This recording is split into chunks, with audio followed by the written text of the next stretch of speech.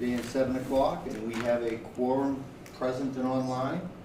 I will begin with the instructions in accordance with Chapter 2 of the Acts of 2025, which extends the Governor's March 12, 2020 order suspending certain provisions of the Open Meeting Law, General Laws, Chapter 30A, subsection 20, or Section 20, until June 30th, 2027. This meeting will be conducted both in person and virtually via Google Meet. To join the meeting online, it's the agenda having been posted at Town Hall and online. There are instructions to join the meeting online. Type in meet.google.com/FPW-IART-MYP, all in lowercase. To join the meeting by phone, you can call 915-519-2689 and punch in the PIN of 201-131-609, followed by the pound sign. So with that, I will entertain a motion to open the meeting. So moved. And seconded. And given that we've got online participation, all votes tonight will be taken via roll call. I'll start in the room. Larice? Yes. John? Yes. Rich? Yes. Dwight? Yes, and the chair votes yes. So the meeting is open. First up on our agenda, we have some project updates. We've got 5 of them. I'm going to ask, as I did last month, because of the heaviness of this agenda, anybody who's looked at it and seen between the updates and the new applications, Don Brady just joined.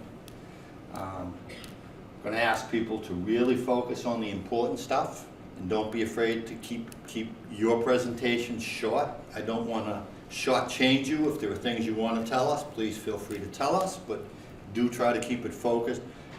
No need to repeat stuff that was told to us at the last meeting in the pre-applications, or no need to go too deep into the presentation. Everybody submitted applications, the information's there, the committee's had a chance to review it, but we do want to hear the highlights, and we do want to give you every opportunity to either impress us with what's going on in the project or with the applications to convince us that they are good applications. So with that, I'll ask Paul Jaffoon. He's going to give us an update on the Stoughton Depot restoration. Paul and Trish, yeah. Probably sit there, Paul, and introduce yourself and just talk with, again, the highlights. It's coming along great from everything we can see riding by. And Of course. you tell us, though. Yeah, I agree. Thanks for having us. Like you said, Mr. Barrett, Paul Jaffoon, Trish Shropshire with me here. Trish, we'd be remiss if we didn't say all the hard work Trish is doing, not only with this project, but just with all of the facilities department in general. So I think she's needs a well-deserved thank you from me, especially publicly, for sure. With that being said, we'll give you a quick 30-second update. Yeah. So the CPC Article 200,000 from 2 or 3 whenever years. it was. Yeah. So if we put a few items in there, mainly just to get the place up and running on the inside. If you recall, leveling the floor, redoing the floor, some bathroom work, ADA accessible bathrooms, minor things like that, right? So those are all part of a much larger project that will, when complete, within the next few months, will be a complete interior restoration. So with the CPC funds, the CPC funds have helped pay for some minor portions of those aspects of the job, as well as some of the design and engineering for the job. I know we sent in a link for some photos. Sorry for the folks at home, we don't have those, but maybe if we can share that link with the public somehow, if they don't know about it already. On the Public Works webpage, there's great progress photos since the job's inception in late June. I do have it. Do you know what the link is? Yes. If I can read those long links to try to get into this meeting, we can certainly share this link as It's well. not too for bad. anybody. It's Stoughton.org/1826/Stoughton-Train-Depot-Revitalization-PRO, which I assume stands for project.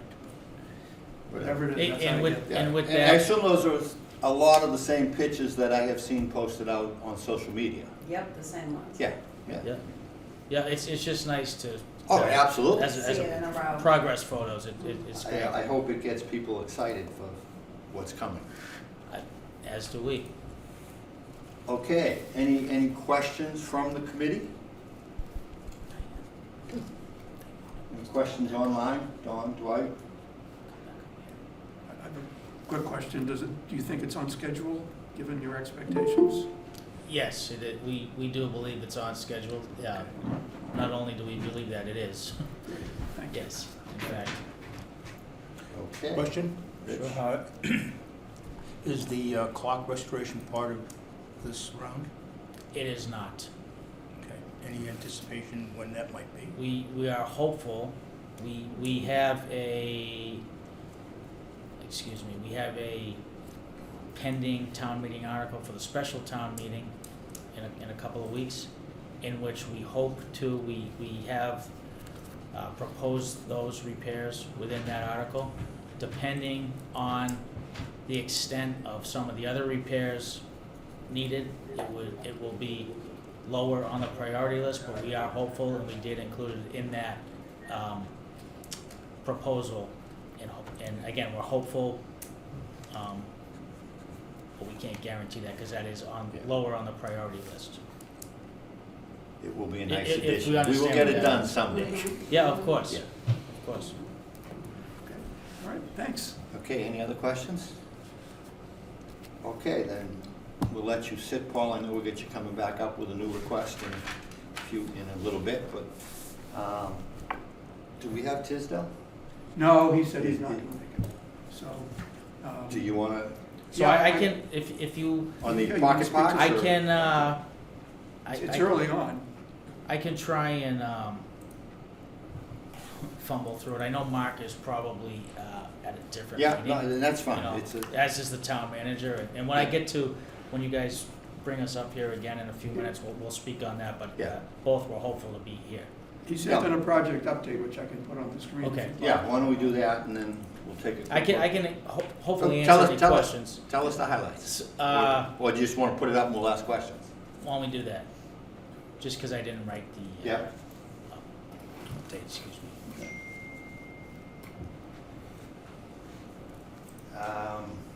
Maybe tough for people to read.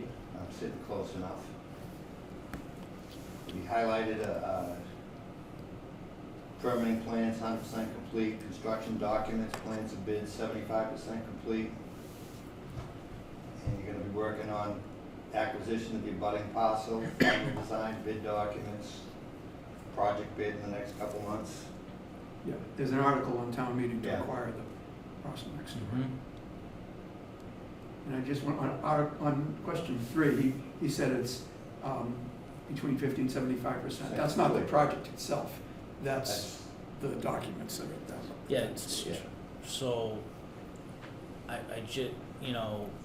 you folks mentioned the potential acquisition of the adjacent property.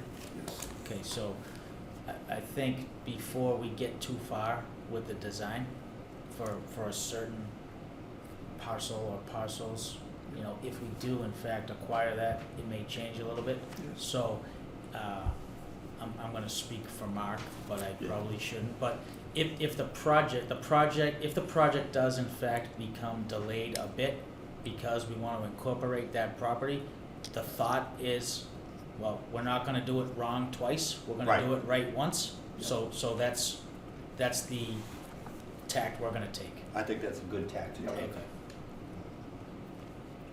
Okay, is there anything else on the form, Barry? that we should No, cover? there really isn't much That's to the talk single about. biggest thing. And- Okay, No, it makes perfect sense. Yeah. And it's better to get it done right once. yep, Okay. anyone can do anything wrong twice. We try to. 3, 4 times. Okay, then with that, we'll get a quick update on the Halloran Multi-Sport Arena from Thank Matt you. Kishon. Thank you. Thank you.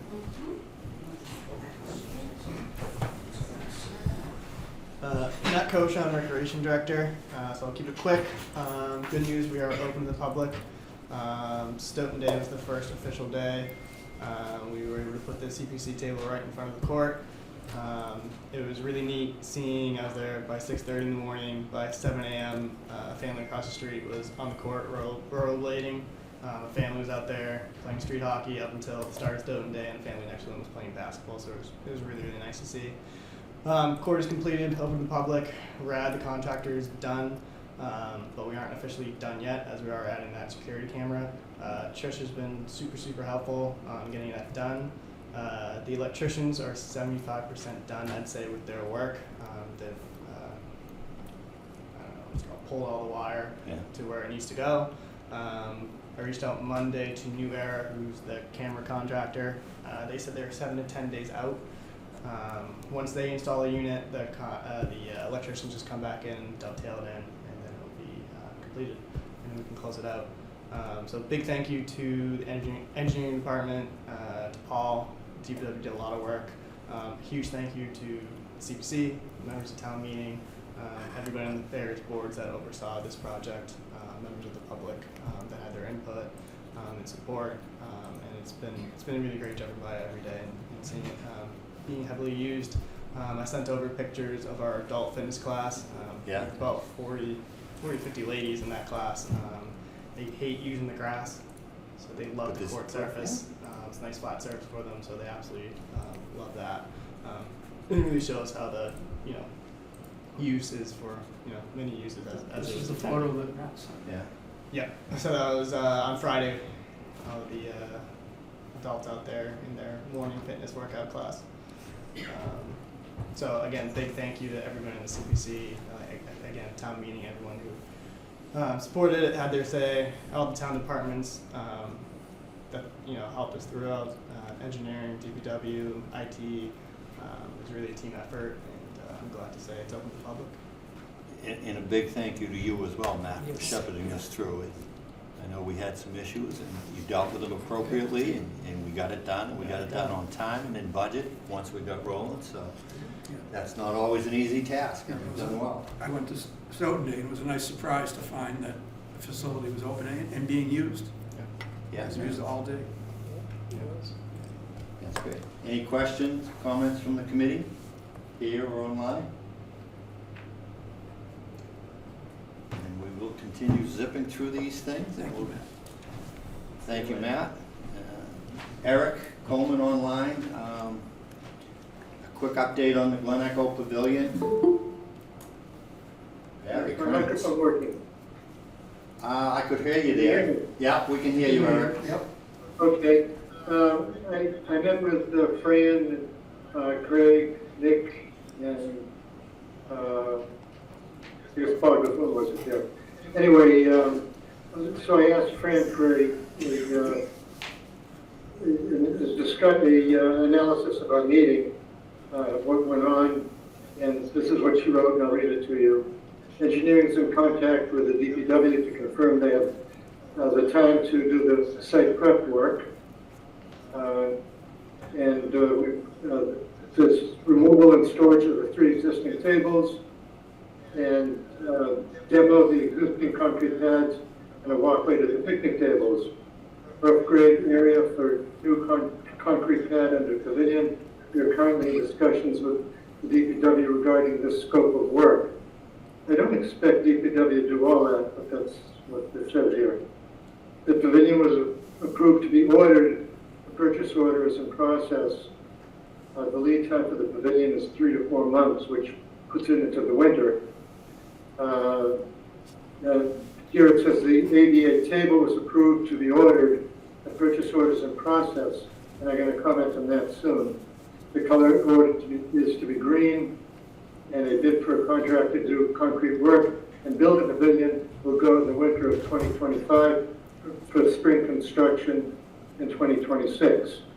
Okay, the table. There's currently a table, the current tables there are the MIT coat ADA tables. There's one of them.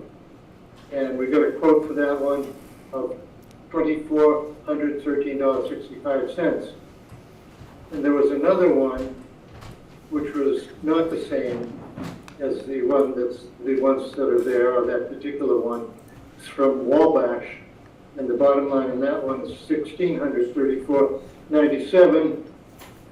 So if we stick with the current table, it's another $778.68 more than if we went with this alternate Wabash. So I sent out, I don't know, Barry, did you get the color, slide that I sent out to you? Barry, I'm sorry, what? did you get the email I sent with a picture of the two? I did. Colors? I did. I just want to keep this as brief as possible. So Eric, overall, are we still within the budget? Oh, yeah. See, what we're doing is we're doing the pavilion and that one table first. And then we'll see how we are. I expect we'll be fine. Okay. And then afterwards, we've got some other benches to put out there, so which are not as important. And interesting, I thought the tariffs would be an issue, but from what I hear, if a contractor is registered with the state for purchasing, they don't pay tariffs. So whether that particular contractor gets it or another contractor who is subject to the tariffs can come in lower fine, but probably the one without the tariffs would be better. And you said it's probably 3 or 4 months? Well, that's what she said. Let me go back to that. We're looking probably sometime in the spring, late winter, early spring. Pavilion work goes out in the winter for the bid for a contractor to do concrete work and build their pavilion goes out in the winter, and for spring construction is 2026. Okay, so springtime. Okay, any questions? So, yeah, is it up to me which table we get, or do you want to discuss it? As long as you're within the budget, it's the purview of you and your committee. Well, the problem is maybe it won't be the same color green. I don't know how important that is to anybody. Rich Terry here. The Not important. difference in price, is there a difference in quality of construction? I think that's more important. I agree. You talking about the table? Yes. Yeah. Which one will hold up under the weather better? I think they're pretty much, I don't know how much you can get out of these, but I can back up again. Let's see, this one is the current table. This one is the less expensive table. They seem to be the same, except this Wabash one has a different kind of base. You can see, look, it goes across in the bottom. The MIT, whatever it is a straight stand, pedestal. But they seem to be the same. I can't tell. We should consider the quality as part of the decision, not just the price. Kind of as what Paul had just told us. Let's get it right. If we buy a cheaper quality, in 2 years, we need a new table. Yeah, can I just suggest you look at reviews of the tables and Yeah. things like that? Did you get that So out? the tables are, I think, 3 years old. And how do we determine the quality of the table? Gauge of steel, type of protective coatings that are used on it. A spec sheet for both of those tables should give that information in pretty precise terms. Would that be an engineering decision? Well, read a spec sheet. If it's got a better gauge steel, it's got a better coating, I'd go with one that's slightly more expensive. This should be a 10 Okay. or 15 year item. Fran can probably help you a little bit, at least ask for spec sheets, and if you're still unsure, then feel free to come into the committee and we'll give whatever advice we can based on it. But I don't think we need to spend a lot of time talking. The advice is, get the better table for the money. Don't, I mean, we awarded you the money. Your group gets to make the decision. We would prefer you to make the decision to do the better table. Yeah, I'd include. Within the budget. Review of consumer, And just as if you were buying it for your own backyard, Eric. You Well, look that's- at Yelp reviews or whatever Yeah. and see what people think. And that's part of, when you ask for the money, you take on a little bit of responsibility to do some of this work with the town, and we'll help. But Okay? for our help, I think you'd have to get some of that information and bring it in. But All okay, right. anything else? Any other questions?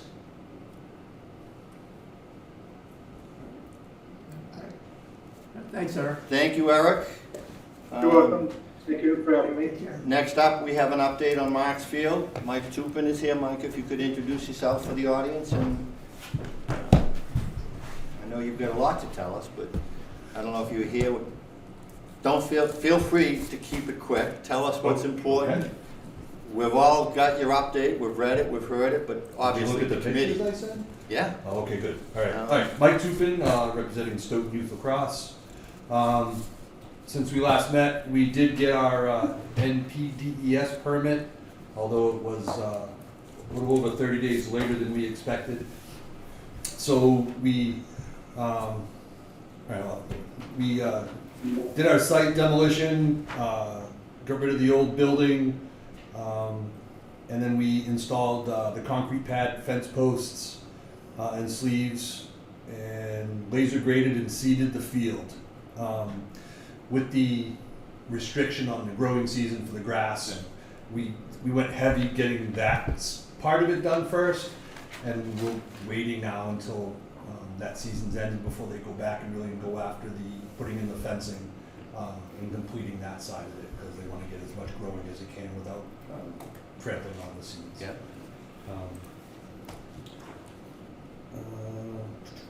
So what's coming up next? We're waiting for the natural grass field to get established.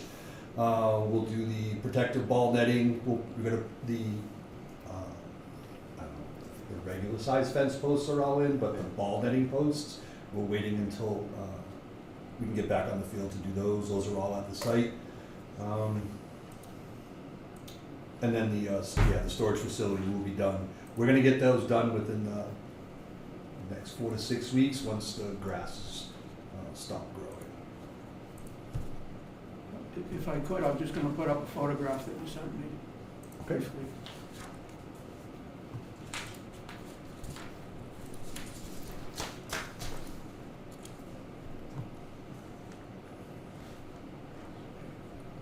So that was right after the, I think it was about 2 weeks ago, the heavy rain that came in. We took that down. I put some up today, Barry, from last week, and show the most current picture. I don't know if you can get that one. Yeah, So those are the I have temporary- photographs and, Yeah, that's fine, that's fine. Yeah. Those are the temporary irrigation system we have. We're hooked up to the fire hydrant on the corner of Spring and Blackstone. But it's making good progress. They've come back and they've reseeded some of the areas. There's always a little bit that it doesn't quite grow exactly as planned, so they're reseeding the bare spots. And they've hydro-seeded from the exterior of the fence to the street side. That's where we are today. and how much seed did it take? 8,000 pounds of seed. That's impressive. Yeah, and they did that all within 3 hours. Yeah, Yeah, that the machine. when you got the right machine, and you know what you're doing. It's, Yeah, it's the machine they use for sod farms. That's what they use to Yeah. do the field. Yeah. Okay, good. It's great to see the progress. It's, That's excellent. Thank you. Okay. appreciate it. Thanks, Mike. Thank you. Take care. Thanks for coming. Okay, that's it for our project updates. We did that in pretty good time. Now we've got new business. We've got the full applications, and first up is Hebrew Senior Life, Deb Morse, and we have her listed twice. Yeah, the reason for that is because it needs urgent review because we, Because of the timing. because of the time, Timing. yeah. So, first thing is just to have a motion to accept this under urgent review, if that's acceptable committee. Deb, I don't know if you want to make any statement about it. We kind of covered that in September, when Deb came in and talked to us, so. Or did we approve it in September? We did, I don't know that we approved, no, we didn't approve the urgent review. We No. talked about it, and we actually said to her, we think you should do it, Right. kind of as a paperwork thing, so that we have our ducks lined up in a row, and people can't look and say we gave preferential treatment to someone. We have a process, we're following the process. So, do we have an actual application for that? We do. Okay, that's in there. Yep. Any questions from anybody about the need for the urgent review? Hearing none, should we take a vote on the urgent review, Barry? Just Yeah. okay? So then I will accept a motion to accept, or reject, but to accept the urgent review. Motion made, accept the review. Seconded, okay. Any further discussion? Hearing none, we'll take a vote. Larice? Yes. John? Yes. Rich? Dwight? Dawn? Yes. And the chair votes yes. And Bob is here. Oh, Bob, glad you joined, I didn't see you. Bob, your vote? You're on mute, Bob. And unlike Dwight, we can't read your lips. Yes. Okay, Okay, thank you. I believe that's 7 votes. that should be, okay, great. So then, on the application itself, Deb, if you give us a little bit of the highlights of where we stand and what's caused this. Sure. Barry, do you Again, want keep to it, share? feel free to keep it short, and Yeah, we'll ask the Barry, right questions. Do you want to share the hopefully. PowerPoint or?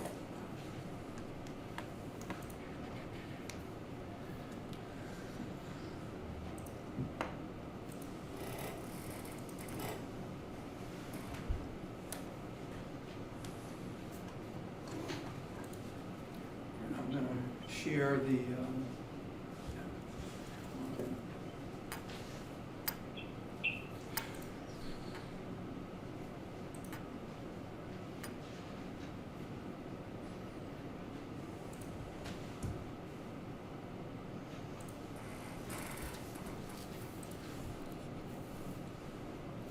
Thank you. let me just start the presentation. Okay, you can go right to the next page. Okay.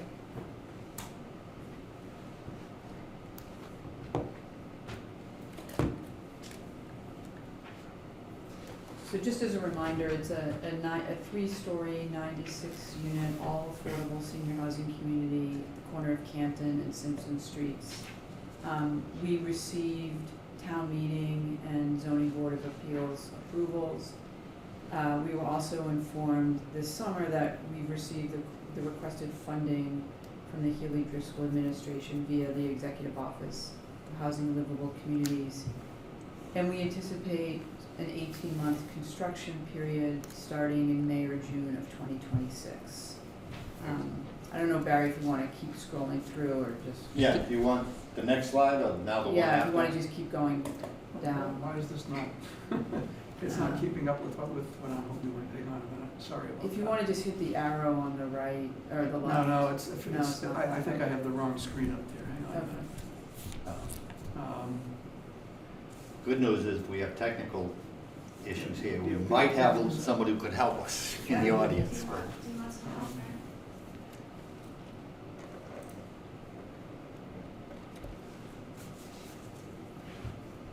No, what happens when I go to the slideshow, it doesn't go with it. Wait a minute. Hang on a moment. Well, might as well take advantage of having the expert in the room.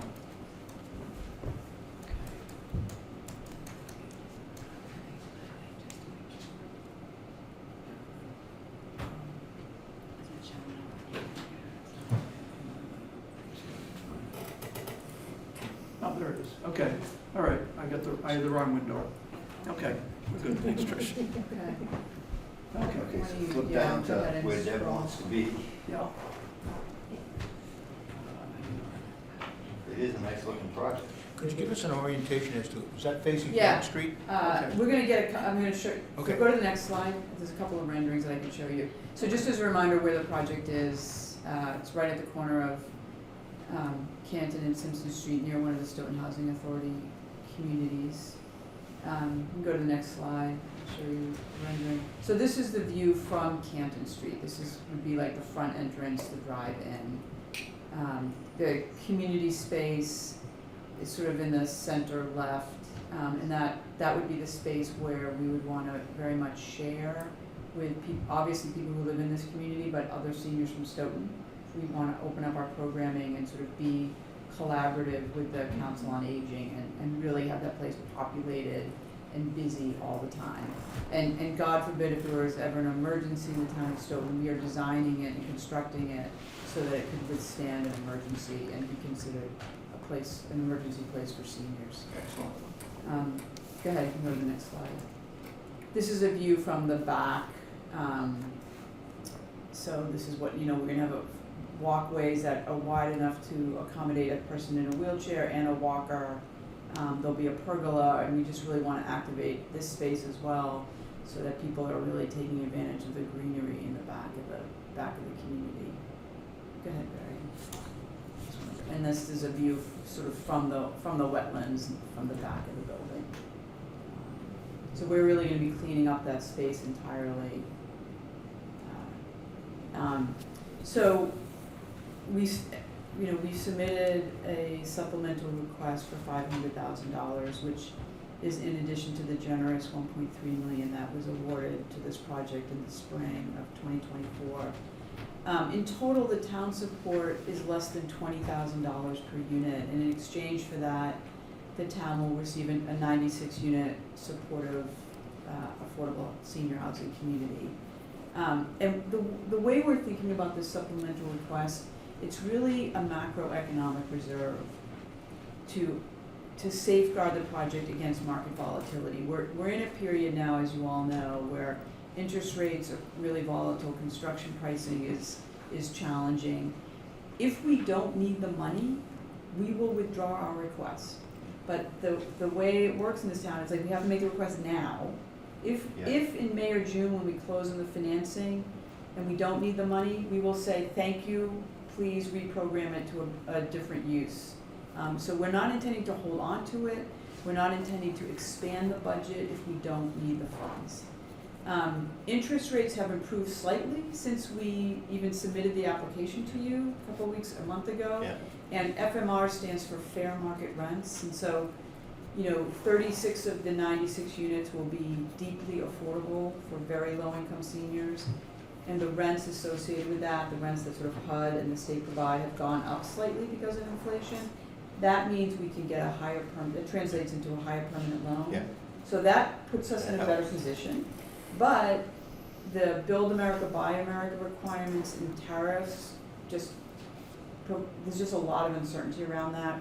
We know now that BABA is about 3% of trade costs, which in this project translates into like $989,000 premium that we had not planned on, when we went to town meeting in the spring of 2024. So we're working. Yesterday we issued the RFP for a general contractor. We'll get pricing back in late November, and then we'll really understand what some of these costs might be. Go to the next slide. Oh, sorry, Eugene. Yeah, I'm wondering on that subject, you're not sure whether you'll need the money or not. Are there objective criteria up front that we can later go back and look at? Yeah, I think the objective, and tell me if I'm not answering the question right, but I think for us, the objective criteria would be, let us get our construction pricing back. We've got 3 general contractors looking at the bid set now. If that comes in better than we hope, we will be in a better position. Well, that's a good So- example. In comparison to the numbers that were approved Yeah. last year. Yeah. But I'm with John, that was gonna be my question. We I'm- really need to be able to pinpoint exactly what this increase comes down to. Right, because I don't, Right now, it's coming down to these things. Yeah. Permanent loan interest rates have gone up by almost 100 basis points. and yeah, so take that and turn it into something objective. So from when you applied, what you thought your original financing needed to be. Was about, when we applied, the interest rates that we, at that time, were about 6.18%. on a 30-year permanent loan. Right now, today, they're at like 7.1%. That reduces the size of the permanent mortgage by several $100,000.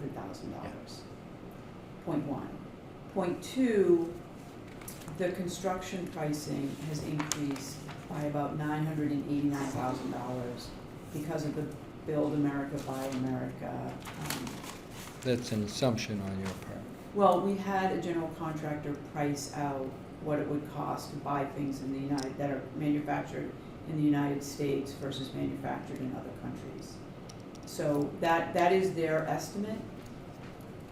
When we get more precise pricing back from 3 different general contractors, we will have a better sense of that, and we've asked them in the RFP to really separate out what that premium might be. With that information, when we get it back in late November, we will engage, if we need to, in a pretty thorough value engineering process and start looking at everything in the project and like, can we make it such not nice this and a less fabulous that, and we will go through that process. So those are the primary drivers. So I would love to see a sheet with your primary drivers written out in a way that, you know, you can come back to us and demonstrate need or lack thereof. When? Because Well- it changes, the problem is it change, it's like, We'd need that before town meeting. oh, yeah. The Oh. more, even if we had it on a preliminary basis now, we would make our decision-making a little bit easier, knowing even that it may change. Right, I mean, So it's more, if you look at a supplement, can you go to the next slide? Yes, sure. Just go to the next slide. So this is what we tried to do. I mean, it's the permanent mortgage, on the sources side, the permanent mortgage has gone down from February of 2025 to September of 2025 because of interest rates. Equity pricing, tax credit equity pricing has also gone down slightly because of this depressed tax credit equity market. The other numbers have stayed the same, with the exception of we apply, like, to sort of address this gap, we applied for and actually received a $1.4 million decarbonization grant. So we are like chasing money wherever there is money, and we've been fairly successful. So it's not that complicated. The interest rates have gone up, equity pricing has gone down. That's on the sources side. The next slide, it shows the uses. And it's similar where hard costs have gone up by like $1 million. And soft costs have gone down a little bit because short-term interest rates have actually gone down. But it's really all about the hard costs. I think this is good, and I think to get at what John's asking, because the same thought I'd have, we can dig a little bit deeper into some of those lines to show specifically, okay, the loss of funding was this amount. The increase in the hard cost with probably a little more detail than a simple one line.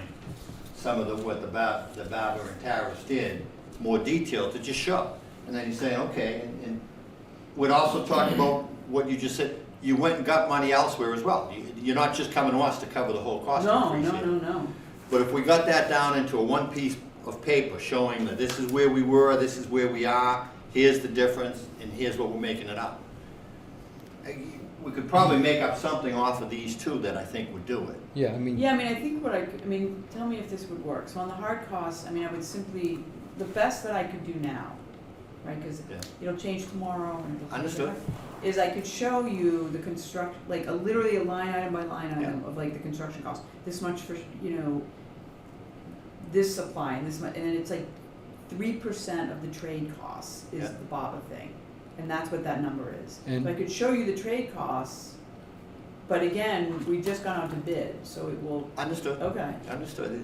It's preliminary now, but when you, It's gonna be preliminary said until when we it comes- close, in May or June. right. But when we get to town meeting, we're gonna be able to say to them, okay, based on everything we know now, this is what we think it's gonna be. And this is how we're gonna know whether or not you really need the money. Isn't it gonna, you said May or June, isn't it gonna be when you get your bids in?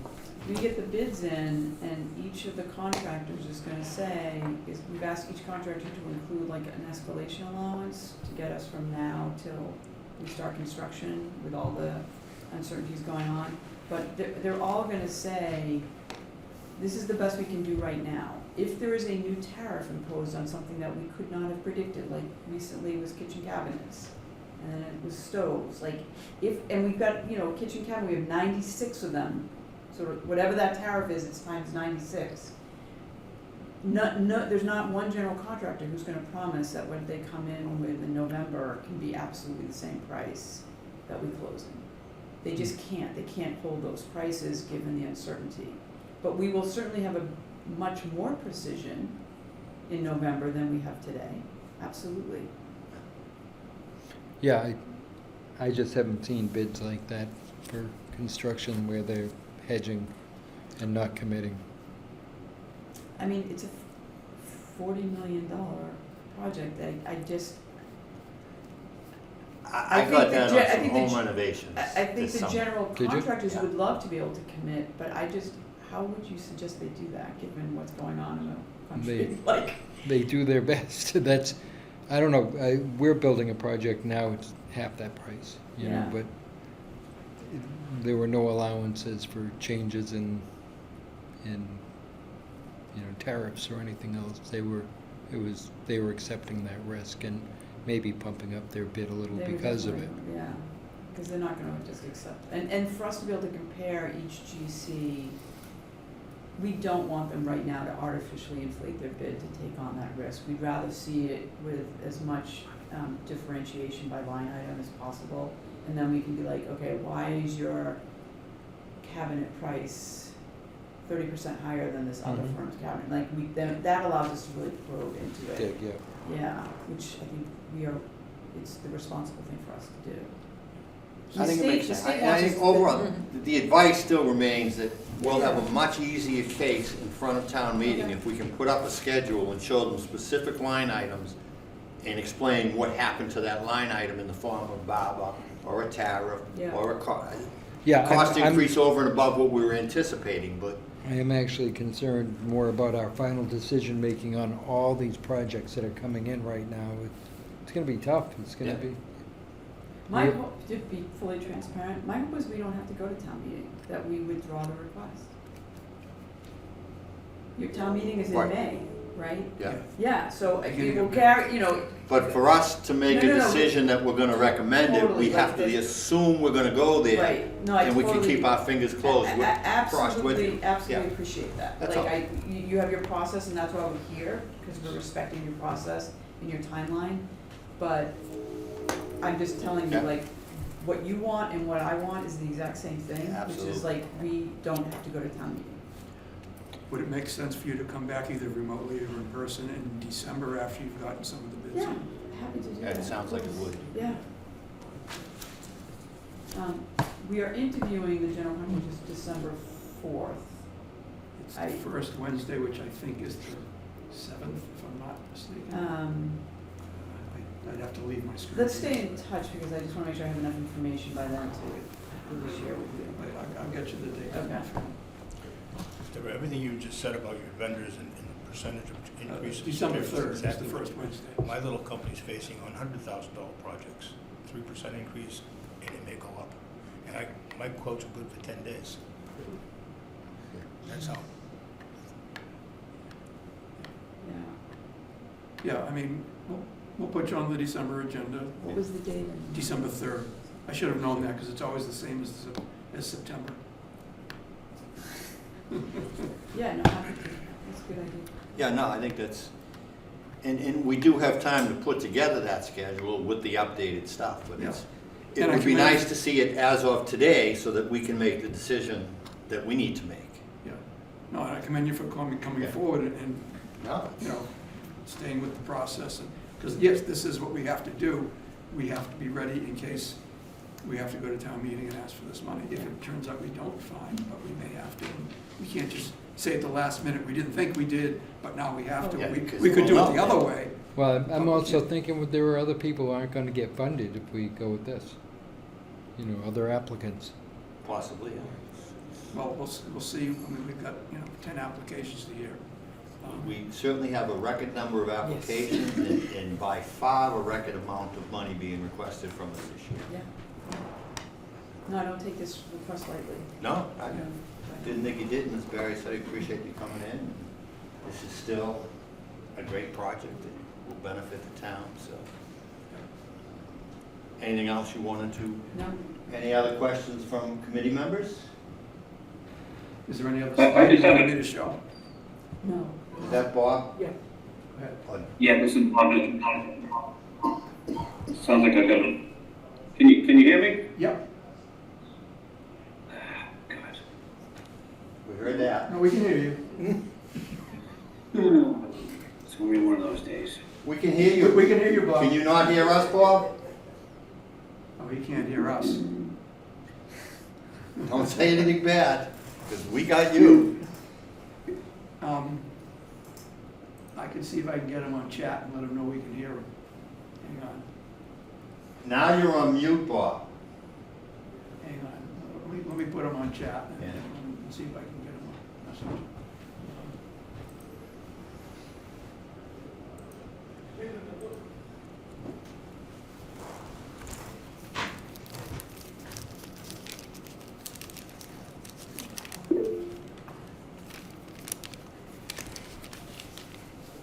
Well, we could, but now he's on mute. Well, we could. Now he's on mute, right?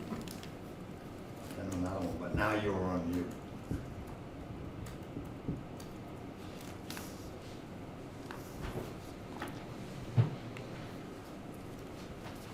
Oh, is it, no, his name is showing versus the number that's signed in out.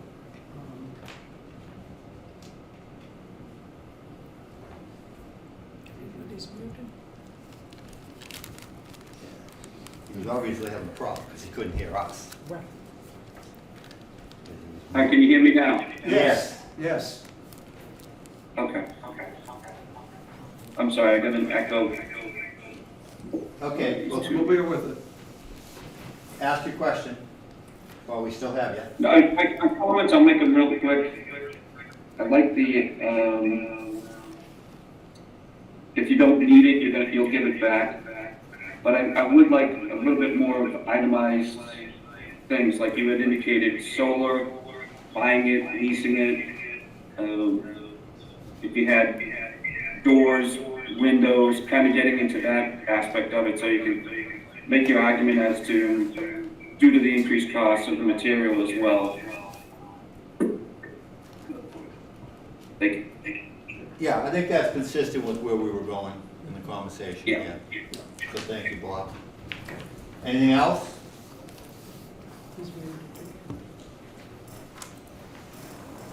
That was it. Okay, thank you, Deb. Thanks, Tim. Next up, we're back to the Railroad Depot Community Center improvements.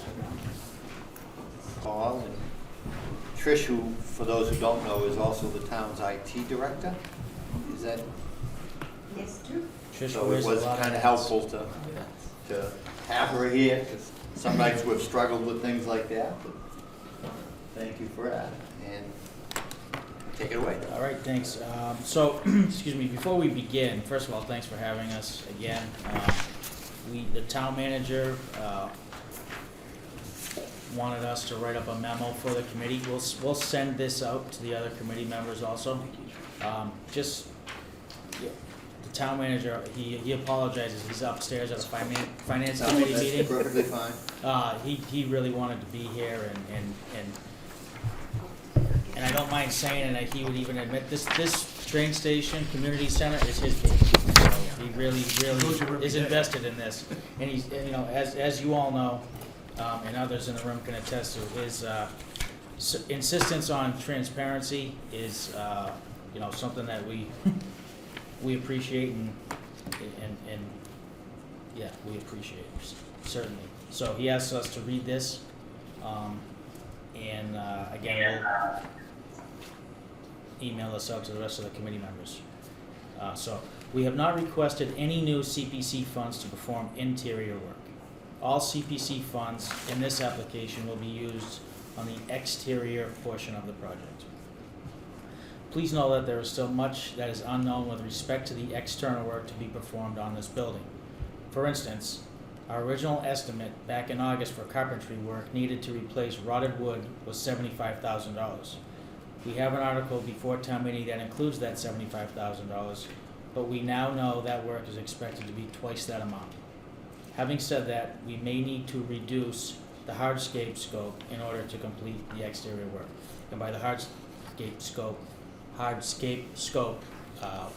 we mean this potential project that's before you this evening, okay? We look forward this evening to engaging in open and candid discussion on what it takes to convert this historic train station into a first-class community center.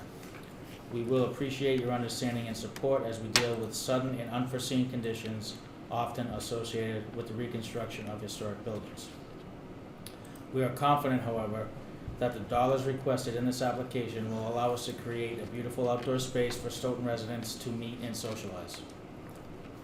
Let me close by thanking the CPC for your past generosity and vision.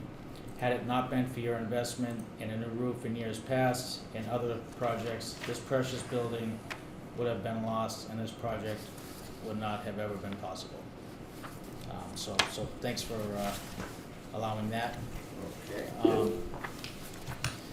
Okay, so I know we had the pre-application meeting, was it last month, I believe? Yeah, September 3rd. Okay, so we don't, I know Mr. Barrett, in the interest of time, certainly in everyone's time, we don't need to go over the full application again, but in a nutshell, the project is to create a great outdoor space, smaller pocket park-like areas, great materials, we call exterior flooring for those at home. Yeah, can I put up the plans from the application? Sure, Yeah. so please keep in mind this is conceptual plans, and again, if in fact we do have to reduce the scope of this to accommodate some of the exterior elements on the building, then we will have to do what we'll have to do.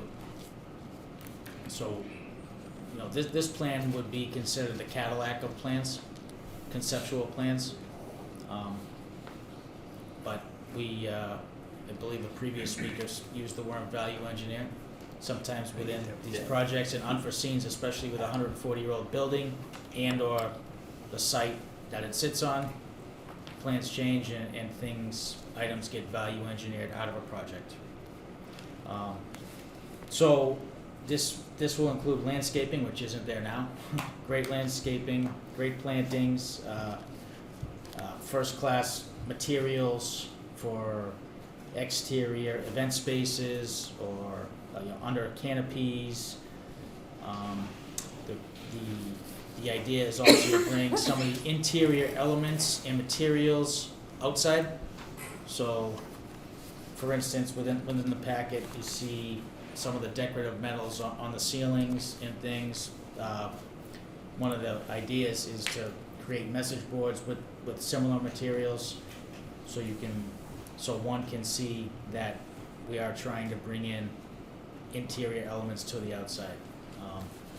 Great for sitting, great for reading, great for small concerts,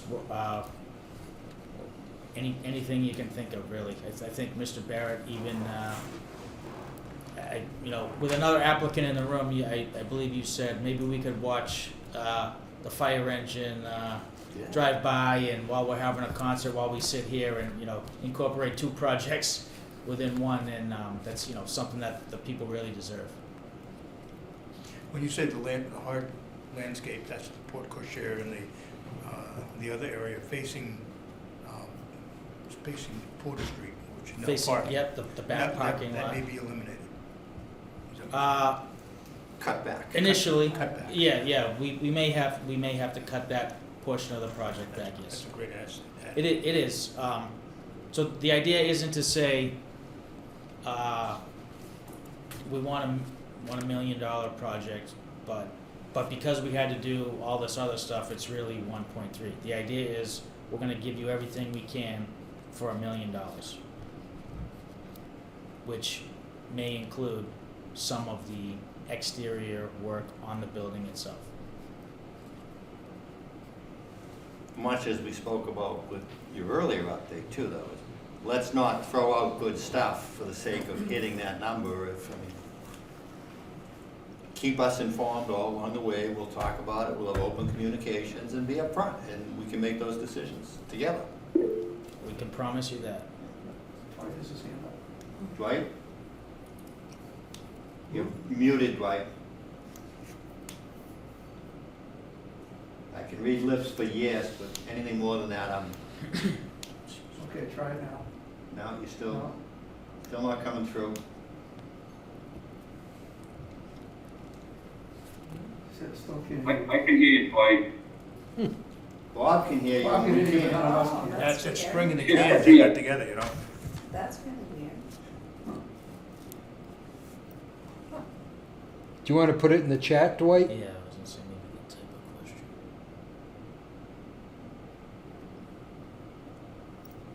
Or have Bob ask the question. Yeah. That's strange. I mean, Yeah, can Bob relay Dwight's That's question? weird. That's very weird. Yeah. Let me access the chat on the screen.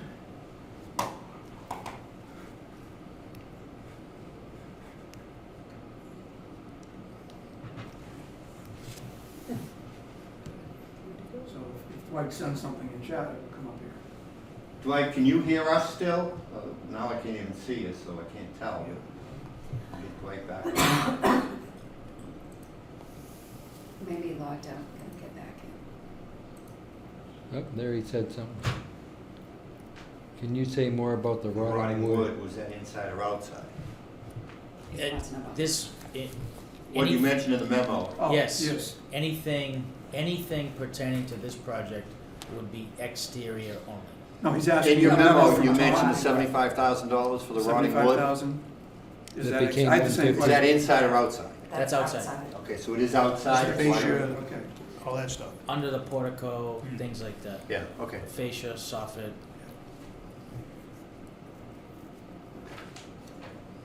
Thank you for putting that in chat, Dwight. If you can still hear us, do you have any other questions?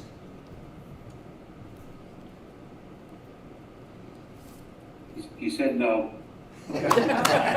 That's Thanks, weird. Bob. The cans, I'll Bob tell the you. Trans- Okay, Spring. anything else, Paul, that you and Trish wanted to I mean, mention? We kind of jumped right into questions there. I don't know if you were done with. no, that, like I said, we kind of went through it, in more detail in September. And my thought was, our thought was to, in the interest of everyone's time, if you Yeah. we've already gone through No, it. If you that- have any questions, we'll be happy to answer any. Any other questions online?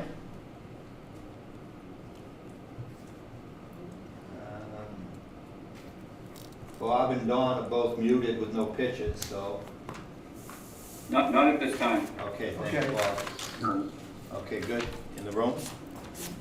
No, it is exciting to finally see after all these years. And thank you What's so much. happened and the potential that we can finally put out there for our fellow residents. And So, I was just this gonna. is just gonna be the icing on the cake. If I could have 30 seconds, I'm Yeah. gonna, it was a nice prelude to what I was gonna say. We're right there. The interior, again, if you follow that website and you follow the progress photos and you see that we're on schedule, it's gonna be unbelievable. So let's not go 95%, let's go 100%, which includes the exterior. And the people deserve it. We've been talking about this I've been working in this town 11 years. We've been talking about this project long before I was even here. So You don't even wanna know how long Joe and Dwight have been talking about this yeah, project. I didn't want to necessarily mention Mr. McCrisky by name, but as you know, I thought it was important to include a letter of his support. I knew I'd get his support, or we would get his support. I know you have that within the application. A person who has volunteered so many hours and years in this town and has seen every aspect of this project or failed project or potential project, whatever it may be, can certainly attest to, I know I can get his support to publicly say, we gotta get this done. Question, Paul, quick. On the fireplace, on the Yes. base of the fireplace, those beautiful green tiles, and in the upper right-hand corner, a few of them are missing. Mm-hmm. It was noted in the original pictures before construction began. And I was talking with David Lambert. He was really upset about that. He thought they were damaged during construction. But that photograph proves they were damaged way before this project started. Is there any way that those can be replicated? So we tried that. We actually found that although they may be old, they were not original. Well, So- the place got wrecked by. Right, so we came up, we couldn't replicate those per se, but we got a nice, not a replica, but a Close enough. Yeah. close enough period Yes. tile that is gonna be really nice. Everyone will be, I assume everyone will be really happy with. I'll let him know, because he was really upset. I've talked with David 10 times about that. Okay, And, good. and when we talked, I told him, I don't think you'll notice which ones were there before. Excellent. So, So Okay, I- the key to that is communication. right. I mean, if David is, or Dwight, or someone is surprised because they didn't know something, but if you explain them, I think Tom had explained that one day when I was in there with Yeah. him as well, that, I some mean, things, and- some things are different. And some things we tried to save as best we could, but when you open up the walls and you see there was no insulation, no vapor barrier, this was 1888, so those things didn't exist, so the materials and deterioration of them were what they were when we finally saw them during construction, and we did the best we could. Mr. Chair, if I may, just on that with the wood, I had Dwight walk through, I had David walk through when we first started talking about the wood, while it was piled up, and showed them the actual rotting wood. Yeah. The surface looked beautiful. It looked like you'd want to put it in your home. You turned it around, it had that waterlogged look where you just need a scraper and it would just filter right off. Yeah, it was no good. I think anybody who really cares about history would have loved to keep all that original wood in place, but it just wasn't in the condition that we could. Well, we have some people who really care about history, including Yes. yourself, Joe. Just keeping them informed is the Yep. key. Right, exactly. We're all on the same page. We all want the best possible outcome here for And I us. still remember our conversation outside that building, which I don't think was even 2 years ago. So it's nice to look where we were then and where we are now. I'm thrilled to see the progress. we've made I and think where we're everyone's going, gonna be so. happy with it. But let's finish it. Definitely substantial progress going on there. Yeah. Any more conversation from the committee? Okay, All right. Thank you so Thank you. much. thank you. We appreciate it, thank you. Next up, we have the Stoughton Housing Authority, Memorial Drive.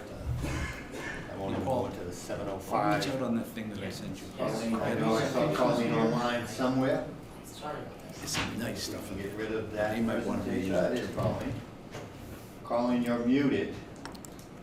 But you want to introduce yourself and give us the highlights of where you're going and a little bit what's changed since the pre-application? Sure. So I'm Colleen Doherty, the Director of the Stoughton Housing Authority. I also know Barry Crimmins is on the line, the Chairman of the Housing Authority. And this is a project that, of course, we're excited about. We are taking some of our older scattered site homes, for which we have 7. And we had applied for a grant through the state, which allows us to sell those homes and rebuild new on property that we already own. We are in the early stages of this project. We are just heading into schematic design and are expecting much better numbers from the design team, hopefully by the end of this month. As you can see, we don't head out to bid until June, almost July. So a lot of what we have right now is anticipating what our budget may look like. We do know that when we started this project that we would have a gap in funding. That gap was around 230,000 at the time of application, which was back in October of 2023. Since that time, we have added an entire unit. We added that unit because we had headed towards modular duplex styles of homes. So we added a unit so that we could have 4 duplex style homes on the property. So adding that unit gives us an additional apartment, and also did add some additional costs that will not be covered and were not covered by the original grant. It is our hope that to be able to subsidize, the state will subsidize all of the 7 units with a deep subsidy. We are hoping and believe we can subsidize the additional unit with a Section 8 project-based subsidy, also keeping it a deep, very low-income subsidy. So at this stage, our estimate in cost has come from the designer. I think she put her best numbers there, looking at the 1 unit costing, I believe, a little over 600 and some odd thousand, along with our gap. That is what kind of brought us closer to this $1 million. Everything we do is wage rate on our projects, so they can begin to look a lot higher as we move forward. We also know that the cost of construction has grown, of course, since 2023. We're also hoping, though, that the price of our homes will maybe have gone up also in real estate. We are in the process of securing a bridge loan through MHEC. That loan will probably be close to $3 million. That will bridge the loan until we sell the homes. It is our hope to not sell the homes until the new homes are built and ready to move into. Relocation costs would add quite a bit, a lot of money to this project, and it would also be really disruptive for the kids, because these are family units, and there are definitely young kids here that are within the Stoughton school system, and it would be challenging to keep them within the school system and get them all temporary apartments or temporary housing. So our hope is to be able to move existing families into the new units, along with some families off our wait list. So that is the goal. The overall goal of the project is to build brand new, long-term sustainable housing for the housing authority, which we don't have right now in these scattered sites. The scattered sites under the 705 program are generally properties that were purchased by housing authorities, not built. So some of these properties go way back. Some of these properties are difficult for us to manage due to their size, their expense, the size of their yards. It is not ideal for housing authorities to own scattered homes like this, because our staff numbers are always on the low side. We are not ever funded to 100% of what we need. So that being said, the opportunity to replace older, difficult to keep up with housing with brand new duplex, modular, sustainable housing on property that we already own is a great opportunity for us.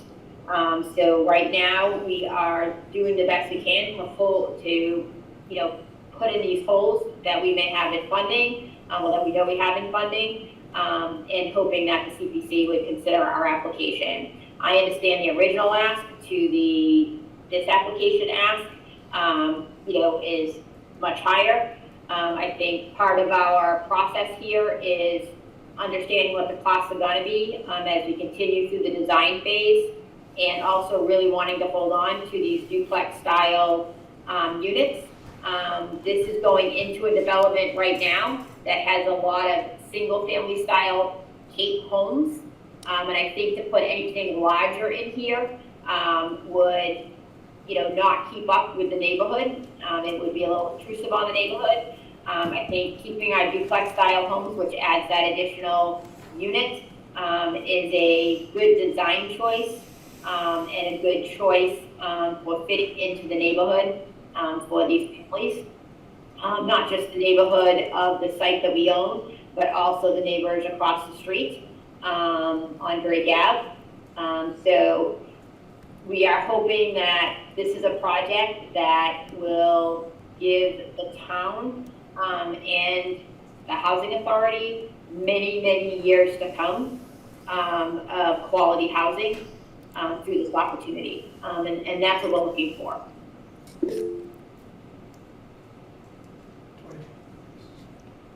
Dwight asked a question about a site plan.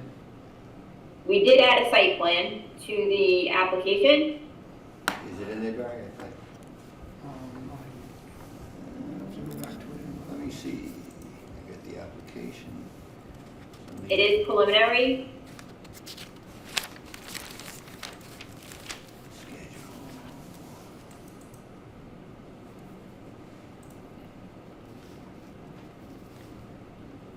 Yeah, I'm pretty sure I saw it. Yeah, I thought I did too. It's just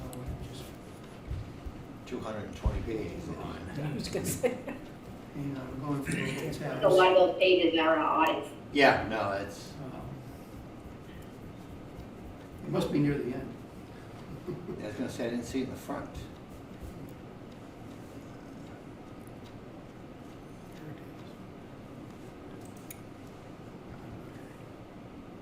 Looks like it's on page 208, Okay. coming from Lily.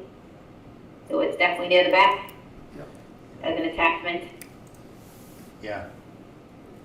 Dwight, it's on, did you hear that, Dwight? Page 208 of the application does show I'm gonna the put it on road, the and, yeah, screen. we'll throw it up on the screen.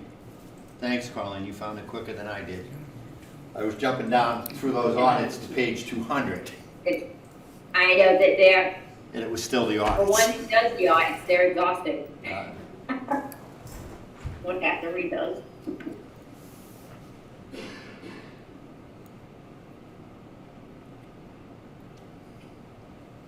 I'm just gonna scroll this a little bit just so you can see, well, I guess that is the whole picture. No, it isn't. Is there a key, Colleen, can you explain, what we're seeing here, units A, B, C? I can, there's a key, you probably maybe can't get to it, for the size of that. So what you're seeing right now is the, different types of buildings, different building types. So, sorry, still my glasses on here. Let me see. So building D, up at the top there, building D is a 3-bedroom, and right now it is ADA accessible. There is an ADA accessible unit there, and one regular unit there. Type B, right under that, is a 3-bedroom, side by side. Townhouse style, not accessible. Type A is a 2-bedroom, side by side, not accessible. Type C is a 2-bedroom, stacked with a 2-bedroom accessible as part of that. So these white buildings right now are all existing. These kind of driveways off of Drake Ave right now, the 2 driveways that you see are already existing. The one up near the D building currently has a driveway. That would become a walkway, and we would move that drive off to Memorial Drive and take it off of Drake Avenue to give us the parking that we need. Okay, makes sense. Yeah, so we would take the parking existing right now for the white homes, the homes in white, and move that also to the back. So these right now have driveways that are used as parking, and we would bring those driveways right through and add the parking. We did go through a number of different scenarios, but trying to keep as much buffer between them So we had originally even looked at coming off Porter Terrace up off of Memorial, but that gets really tight, really squeezed, takes up a lot of space. So coming off of the existing driveways and just connecting to Memorial, we are not creating a full road anywhere within the site. We're creating driveway parkings. I have a question. Which of the white buildings we're looking at, which are new construction? None of the white buildings are new. They're existing. Yep. Just The only new buildings are the ones that are in color. Okay. A, B, C, D. Four Yes, four correct. duplexes for 8 units. Oh, okay. Okay. Very good. Thank you. Dwight, did you have any questions about the site plan?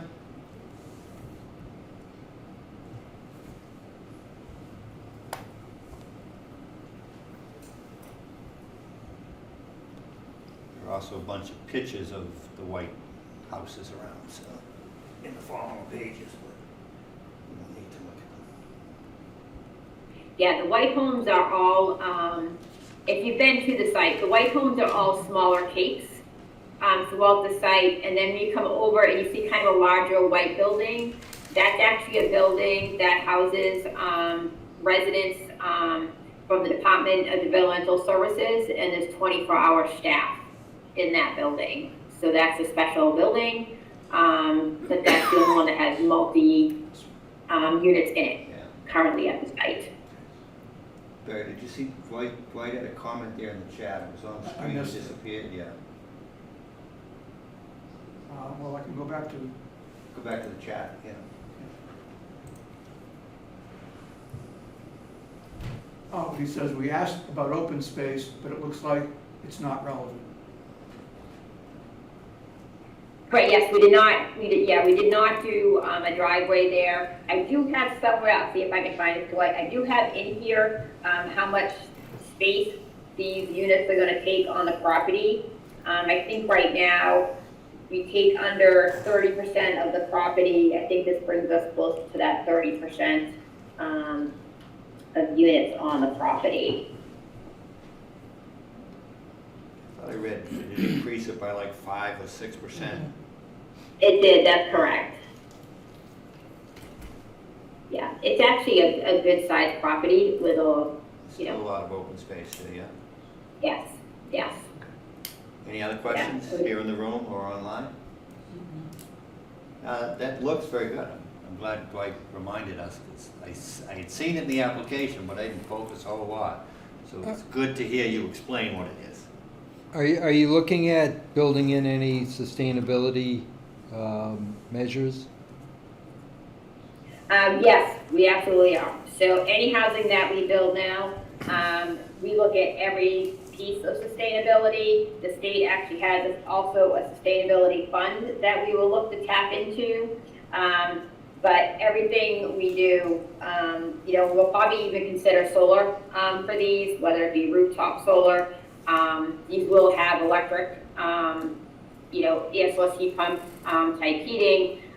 They will be really well insulated, but we will look at every building component through the lens of sustainability.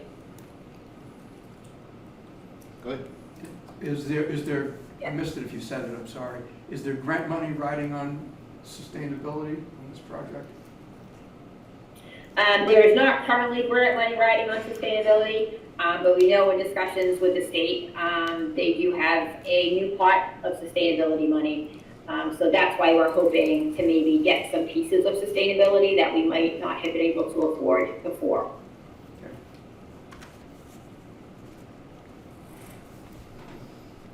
Everybody good? Yep. No, I can hear you, Dwight. We can't though. They got the same You can. gotta repeat what he asked you.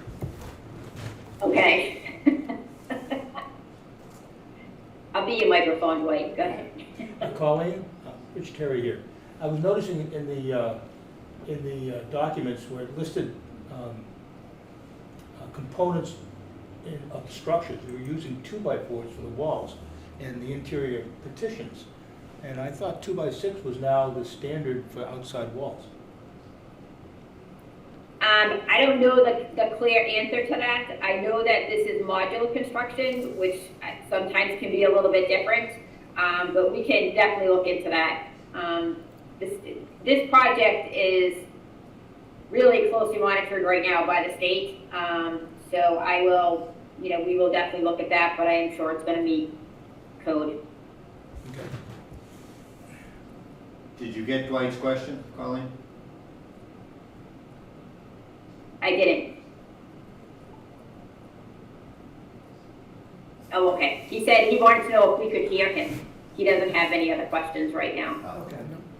We can't, but obviously you can. I think Bob probably still I don't know can. why that is, but yes, I can hear Yeah, him. I can hear. I think I Bob can hear can hear fine. him too, so Yeah. maybe it's, I guess everybody remote can hear each other, but we can't hear them. Well, we can hear them, just Dwight. We can Although I hear haven't them. heard, is Yeah. Dawn, I don't know if Dawn, oh no, we heard No, Dawn. we heard Dawn. We've heard Dawn, so. Okay, all right. Not anything under Dwight's control, I'm guessing. Okay, so, thank you very much, Colleen.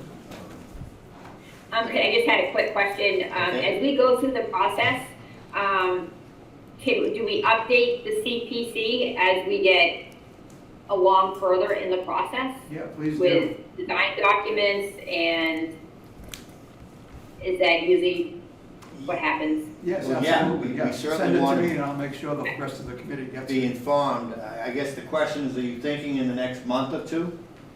'Cause I certainly. am, I'm thinking that we're Yeah. headed into schematic design, and we're also heading into the, better estimating phase, where estimators will actually put estimates to the job. So if I'll just send things through Barry, and, as we get those documents more shored up.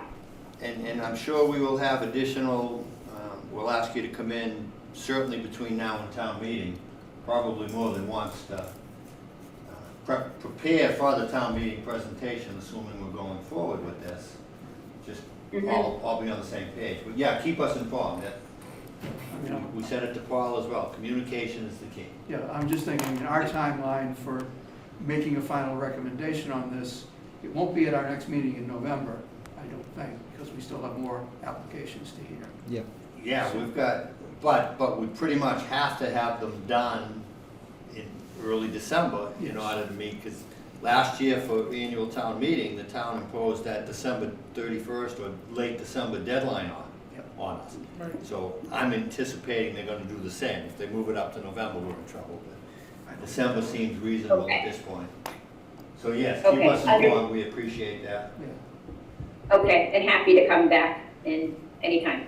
All right, thank you so much for listening. Anything you'd like to add there, Mr. Crimmins? It's been a long time since you've been at one of our meetings. It's nice to see you.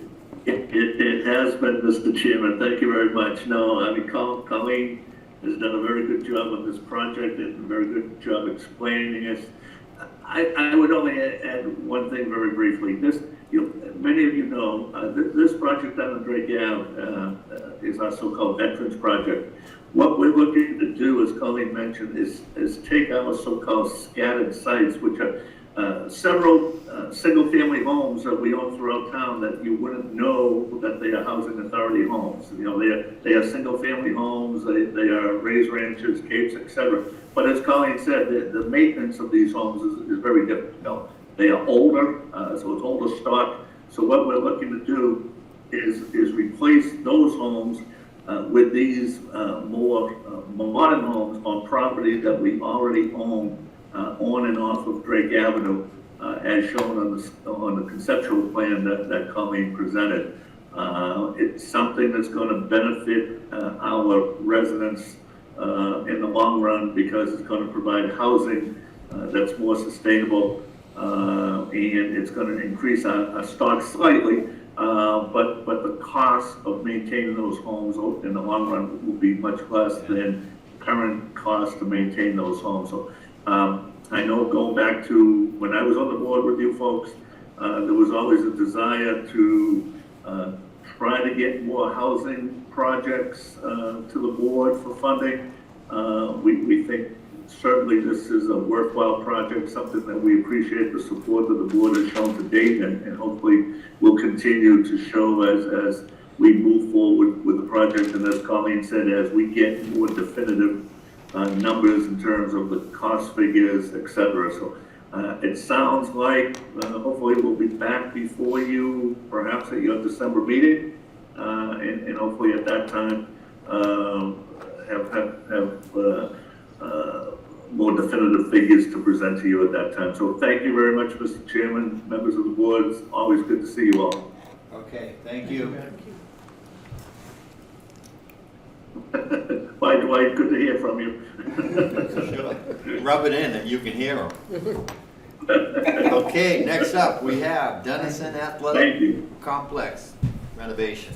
Matt Cashon back again. Matt Koshan, Recreation Director. So I'll skip over all the stuff I brought up in the pre-application. So this full application, a little bit different. Lyris and I have had, I think every time she's in the last couple of weeks, we've had conversations about this application.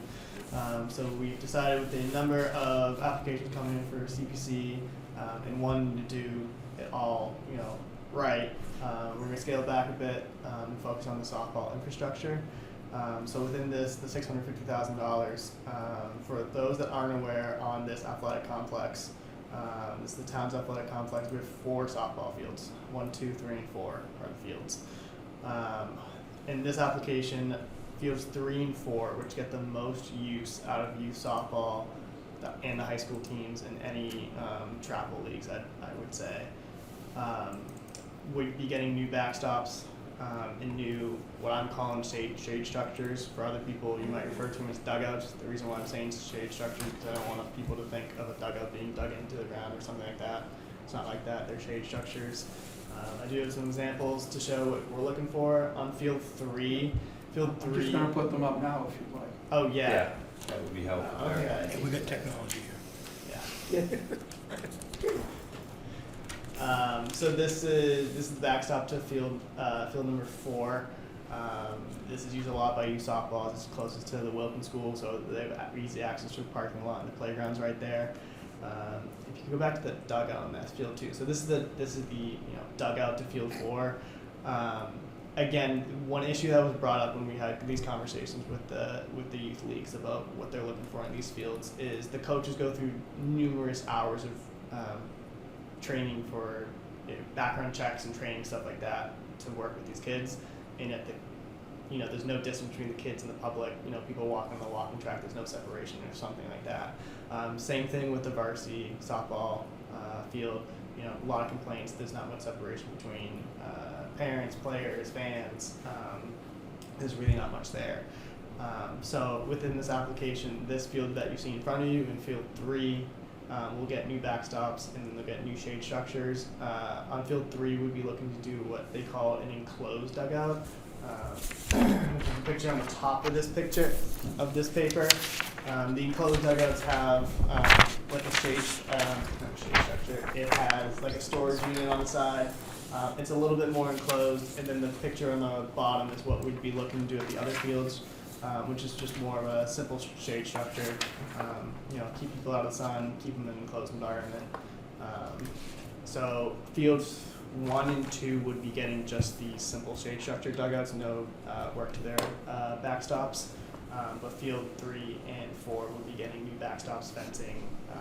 And field 3 would be looking to do an enclosed dugout as well. Obviously, Lyris and I were having a lot of conversations with this. If this is something where the CPC needs us to move us closer to where we were at the preliminary pre-application, we can certainly do that. And I'd be looking to do work to just 3 and 4, new backstops, new dugouts. But within the 650, we could definitely add those shade structures to fields 1 and 2 as well. Again, I'd like to prioritize 3 and 4 because they're used mostly by the youth leagues. These fields will have over 1,200 hours permitted out this year, and that is not including whatever the high school uses. So that number is probably 25 to 30% higher, if not even more. So these fields definitely get used a lot. It's not hard getting a letter of recommendation from anyone that uses these fields. Any complaints from residents we get, it's about the conditions on these fields. So it's a project that's definitely need to come. And I definitely will send you guys over an itemized list of all the costs. one thing me and Larissa was talking about is that they did want us to, you guys did want us to bring it back down towards the original pre-application amount. Obviously that would change. That's something we can definitely do, or we can keep it at the 650 and try to get all 4 fields looking a little bit nicer. I have a question. Looking at the handout you just gave us, presents another issue to me, which is that there's a safety issue which you're addressing by putting fencing around the dugout, which is different than just sitting on an open bench. Correct. So it's like foul balls or, you know. Yeah, right now the dugouts do have a fence in front, Okay. but to feel Not coming down from the top. yeah, one not Right. coming down, but two there's nothing behind them. So that people, this field, this complex I should say, is used by so many people around this town. The walking track alone, walking their dogs, just walking, exercising. So you have so many people using this complex, and then you got these coaches that are quarried, background checked, all this stuff. But yeah, you got people right up against the kids.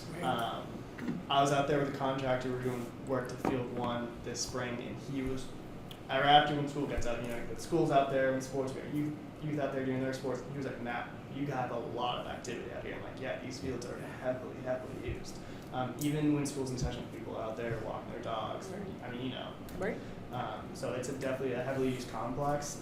But yeah, Barry, to your point, definitely have a safety feature that I didn't even mention. I thought you were going in another direction. As No. someone who coached on those fields for 5 or 6 years when my daughters were young, having that fence between me and the parents sounds like a plus too. Yeah. Yes. There's another photo, I think. Yeah, there should. So that's Field 3. So that's where the varsity softball field plays. And they That's have where. those. So they do have a little bit. We put those windscreens behind there, but you can easily enter in the dugout from right where I took this picture. So parents can really stand right up against this dugout. There's really no difference. It's tough too when we hold large. Well, I don't hold it. Stoyak holds large tournaments in the summertime. They're SMACA to raise a lot of money, so you have a lot of towns coming to use this complex, and a lot of remarks are made about just how outdated it is. So it's just time to upgrade it. Okay, yeah, I certainly agree. Questions, comments from the committee? I was just going to say, as you get more information, and I know you're expecting some cost information. I will send over a Pass it detailed along, cost list. I'll distribute send it. over more pictures of what we're looking at too. Again, if this is something we can stay at the 650, we'll go through it. If you guys want to bring us down, we can definitely bring it down. Just focus on 34 for now.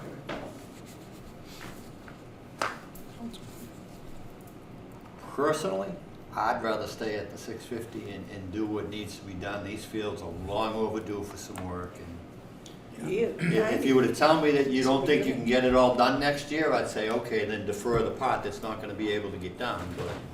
But let's not put it off any longer than we have to. It'll Let's cost more. keep it in line with what we think we can get done.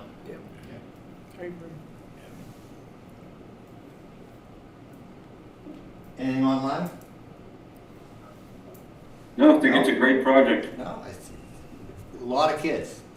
Virtually all the kids. Do you know how many kids actually use this, both school and others? So I don't have the number of kids because we're basically dealing with the permitting, not so much the registration with youth softball. I mean, it's a lot. Stoyak's a lot. Few Stoyak's thousand easy. Easy. Few thousand easy. Yeah, especially when you're dealing with the clubs we're putting out to. Not to mention our adult leagues are booming right now. Ever since COVID, I mean they're up. I'm getting new requests every year. You go there on a Saturday morning in April, and the men's leagues are in every single league, which is good. It's good to see. So adult leagues are in, youth leagues are in. We're trying to do a women's league through the rec department next year. They're getting a lot of use. It's good. It's good. It's good to see. The more use, the better. But we got to take care of them. So. Dwight? With a translator, hopefully. He's gone to another computer hoping that would help, but it doesn't appear to be. Thank you for trying, Dwight. All right.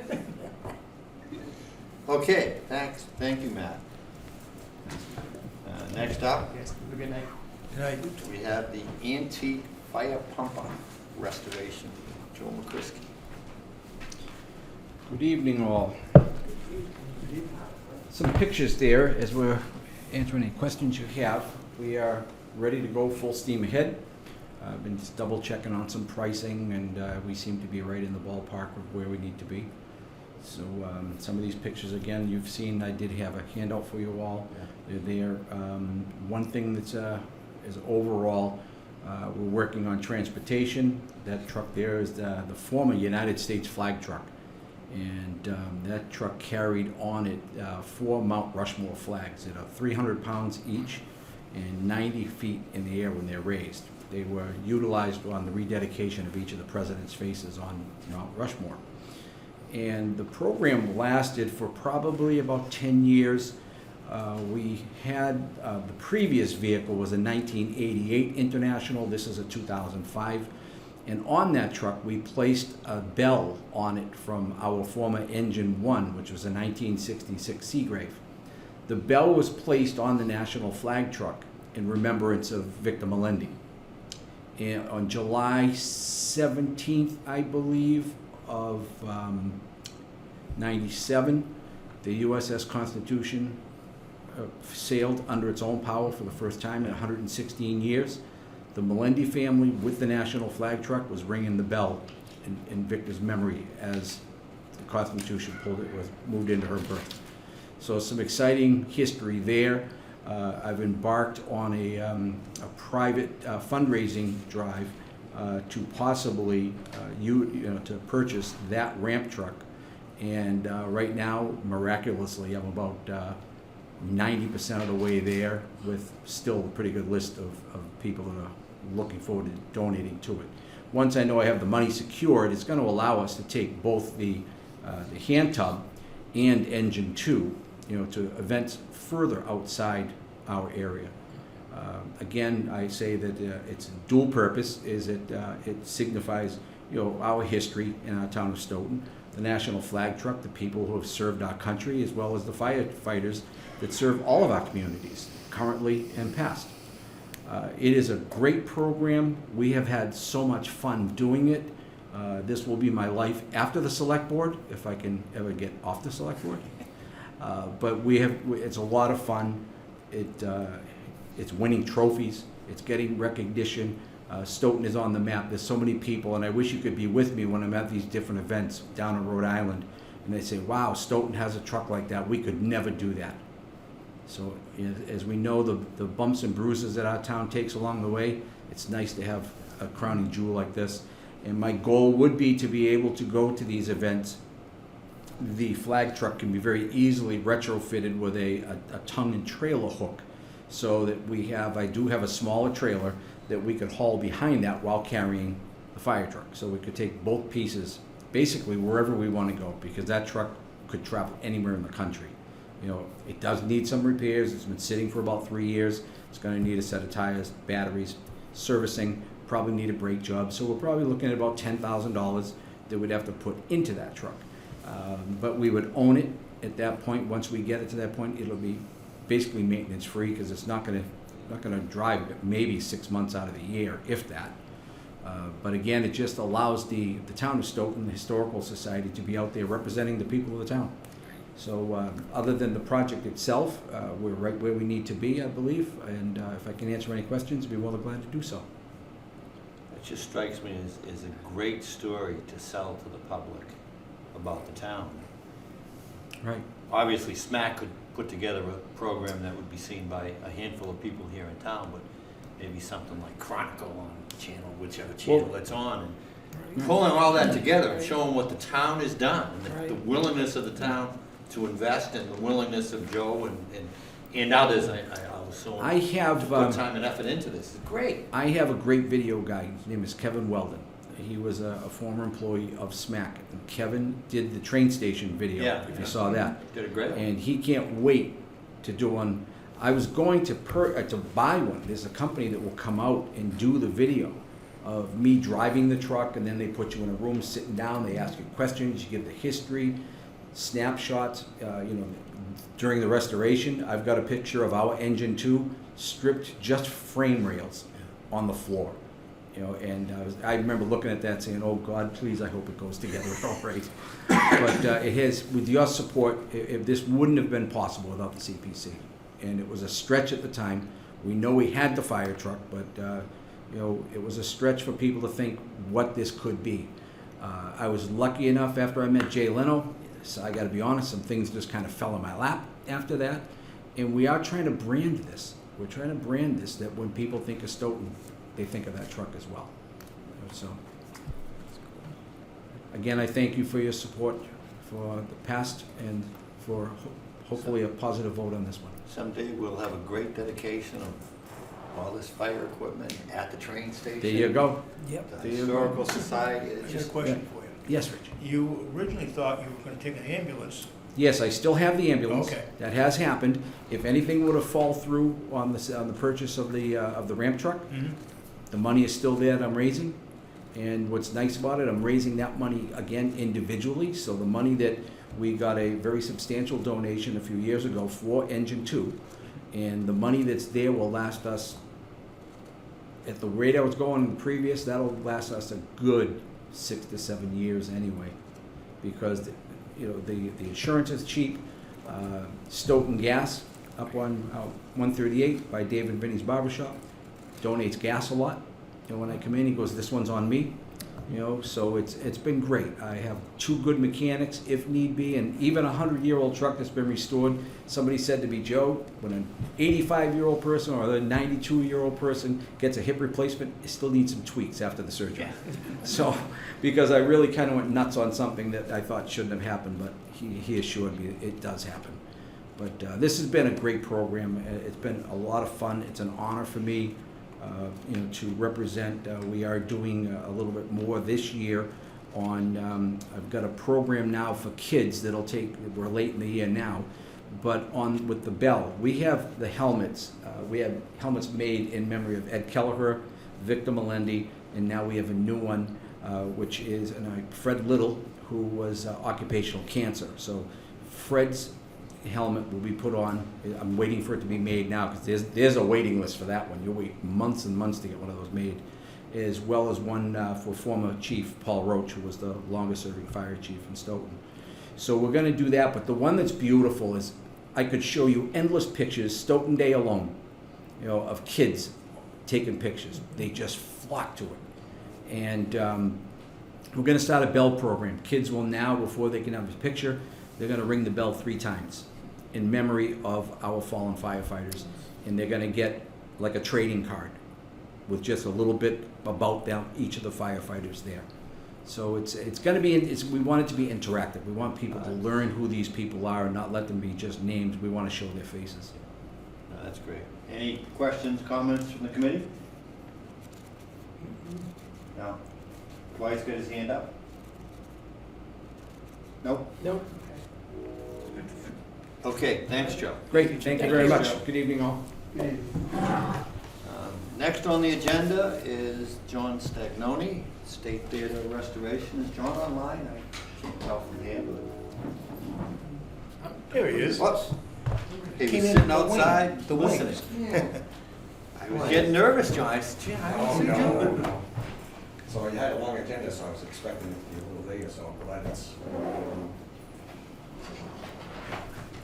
Yeah, we've been going at a good pace. We do have a long agenda.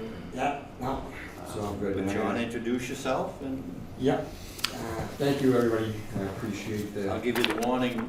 I did personally tell you this the other day, but that we gave everyone is, don't be afraid to go, save time on your presentation. You don't need to repeat a lot of the stuff that you've already given to the committee, or a lot of the stuff that's in all of the materials you gave us. Let's really focus on what you need from us to go forward and make this work, and Okay. help convince us how it's gonna work. 'Cause yeah, well, I got some, notes here to try to keep me on task here or whatever, so I appreciate that. So I'm John Stagnoni, President of Friends of the State Theater. Again, thank you for your time. The first thing I guess where I would like to start out is, one is, your whole process calls for a lot of information, so I hope everybody had a chance to read it a lot, and, we did say there's a lot of information on how we could get to this point and why it's valuable to the town and things like that. So the first place I'd like to start out though with the committee is our resumes. You know, I'm in the real estate business now for about 8 years. I was a pricing analyst for a large book manufacturing for 20-something years, in the printing business for almost 40 years. Then we have Bill Manberg.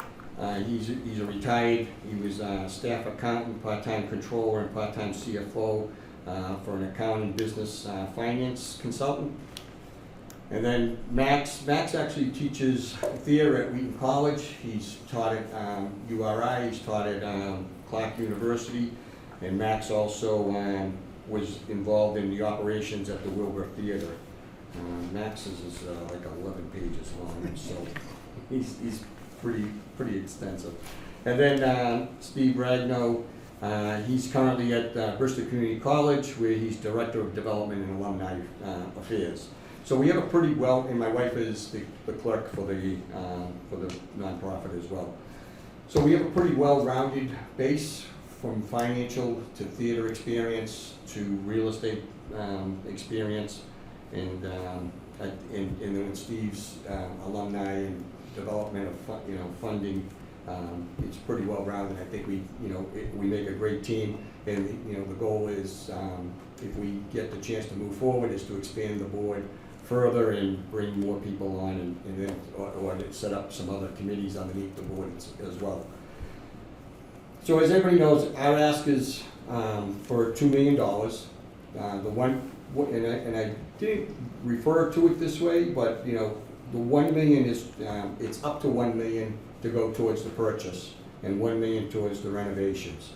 And I say that up to $1 million for the purchase because our main goal is the theater.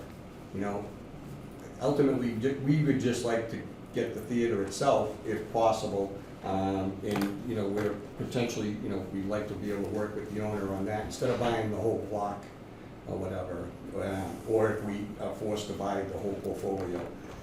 But our main focus right now, so if we can actually acquire just a theater, that would be a lot less price tag than buying the whole thing. So I just wanted to quantify the first part about the purchase price, but we want to be able to have the money to, so we could actually make this happen.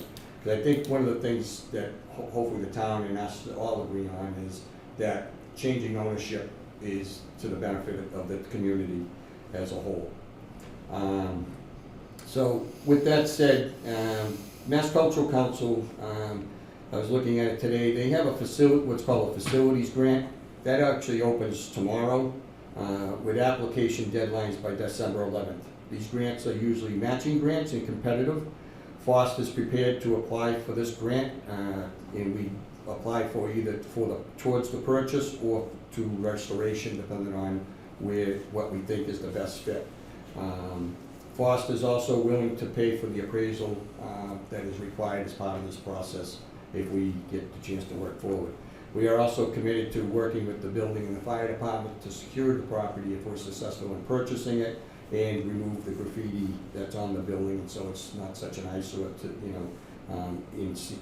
down the road. So also we're part of the John, how much are those MCC capital facilities grants up to? To which one? MCC. Oh, is that the New Market Crafts? Mass Cultural. It didn't say right now because they haven't updated their website. There was a social media post saying that they were going to start, but they haven't updated the website.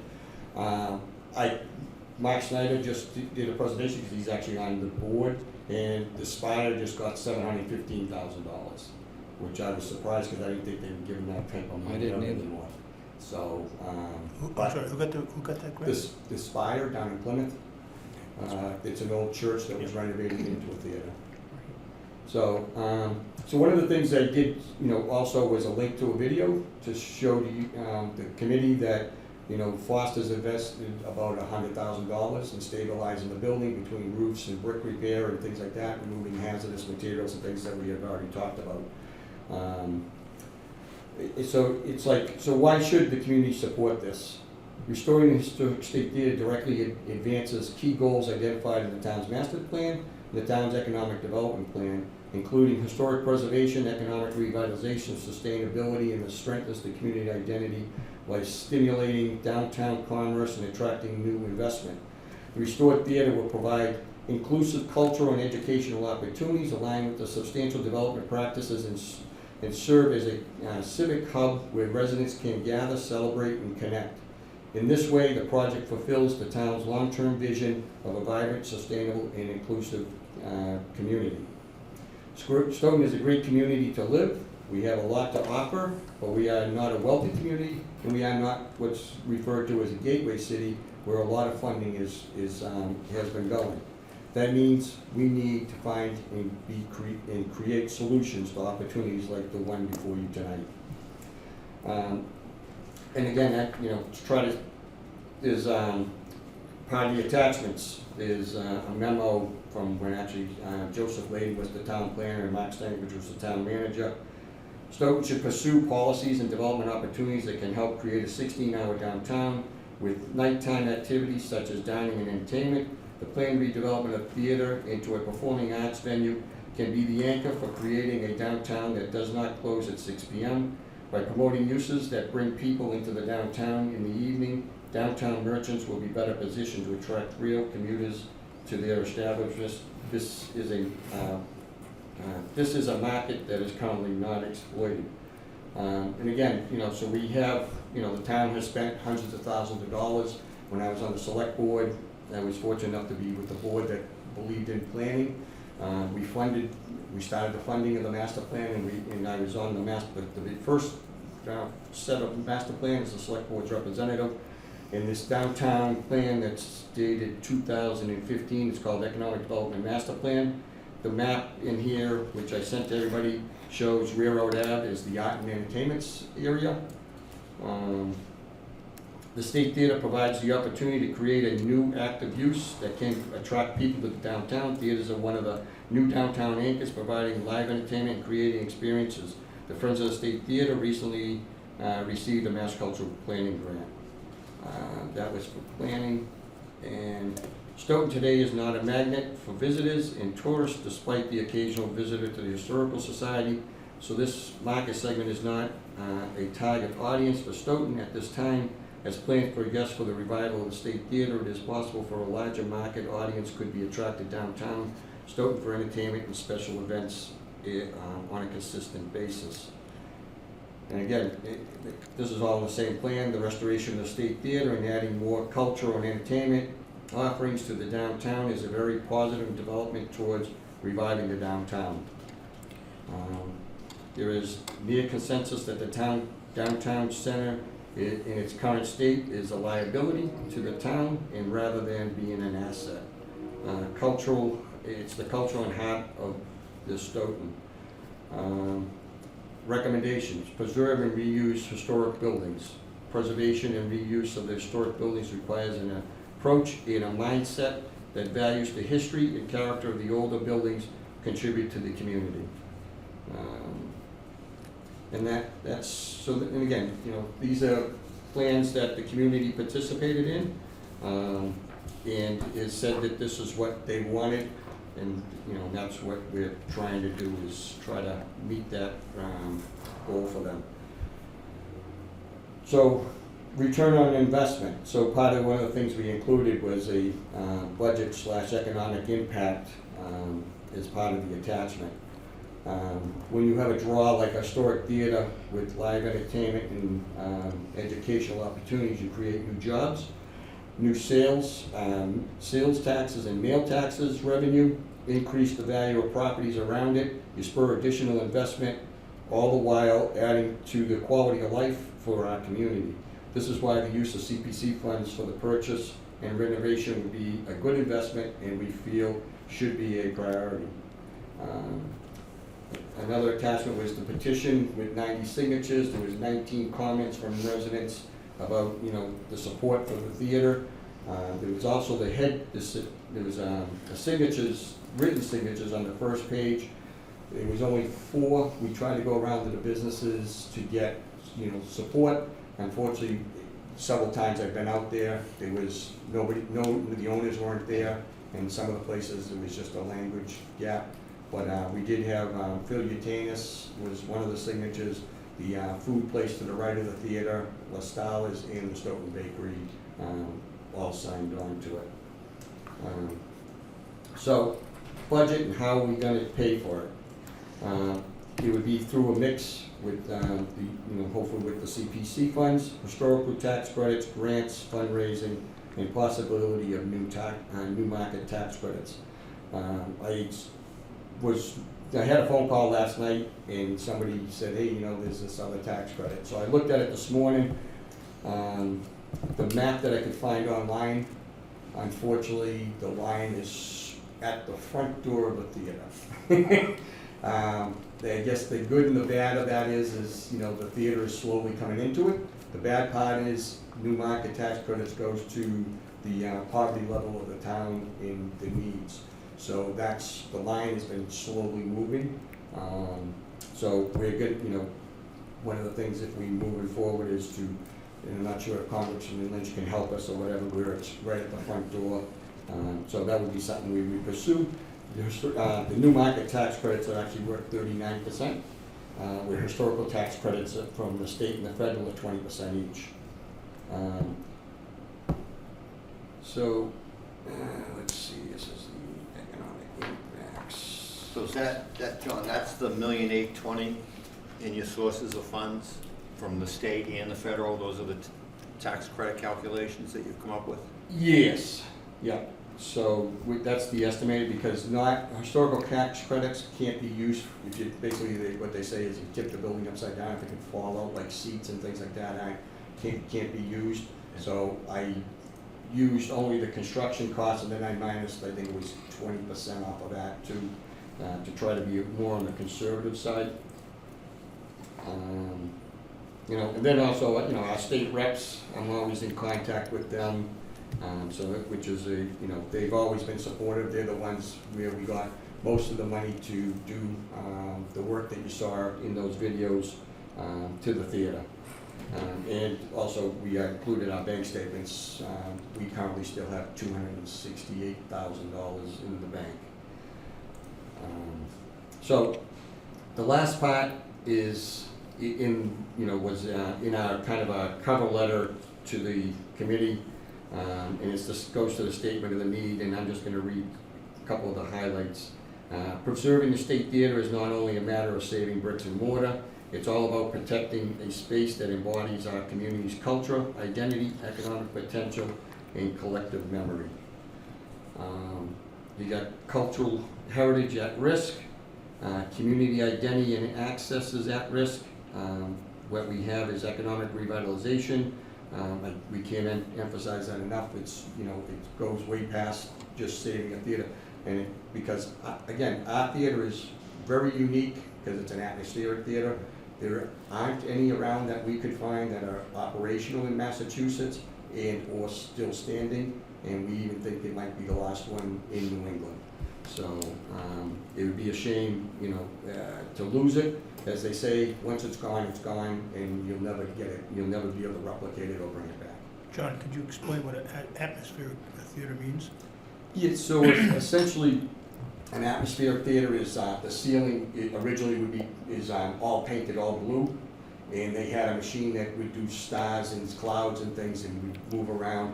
And then there was a lot of trees and stuff, ornamental decorations, and they're in the renderings to show you what our architect came back with the renderings showing the trees and things, and then it's like a Mediterranean feel to it.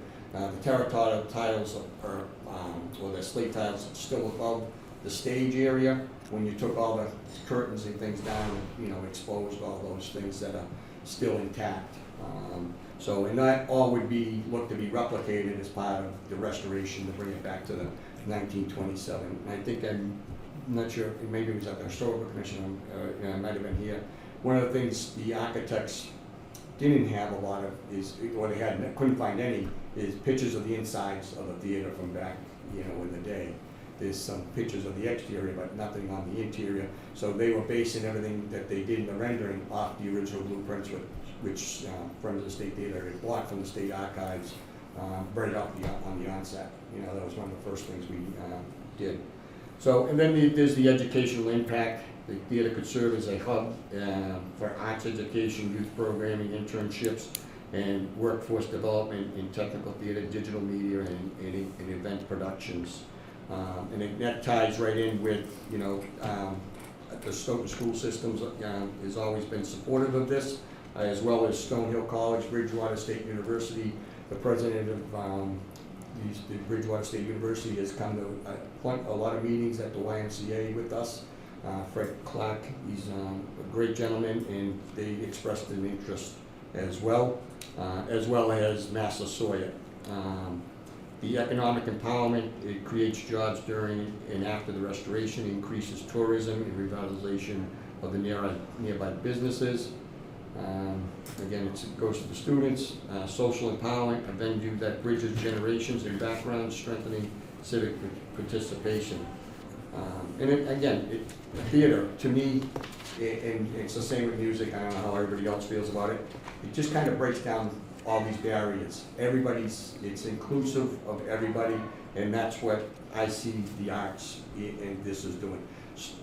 A great thing about Stoughton and why I love it, besides all the great things we have with the parks and, you know, recreation and sports and everything else that we have going for us, is that the community is diversified.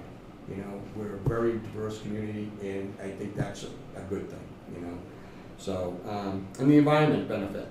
One of the things that we don't talk about, but it actually is at the, you know, you're wanting your list, you know, how is this going to be environmentally friendly? Well, by not tearing it down. So restoring historic theater is not only a cultural investment, but it is also an environmentally responsible choice. Demolition of the building would generate significant construction waste and require energy intensive new materials, adding to the community's carbon footprint.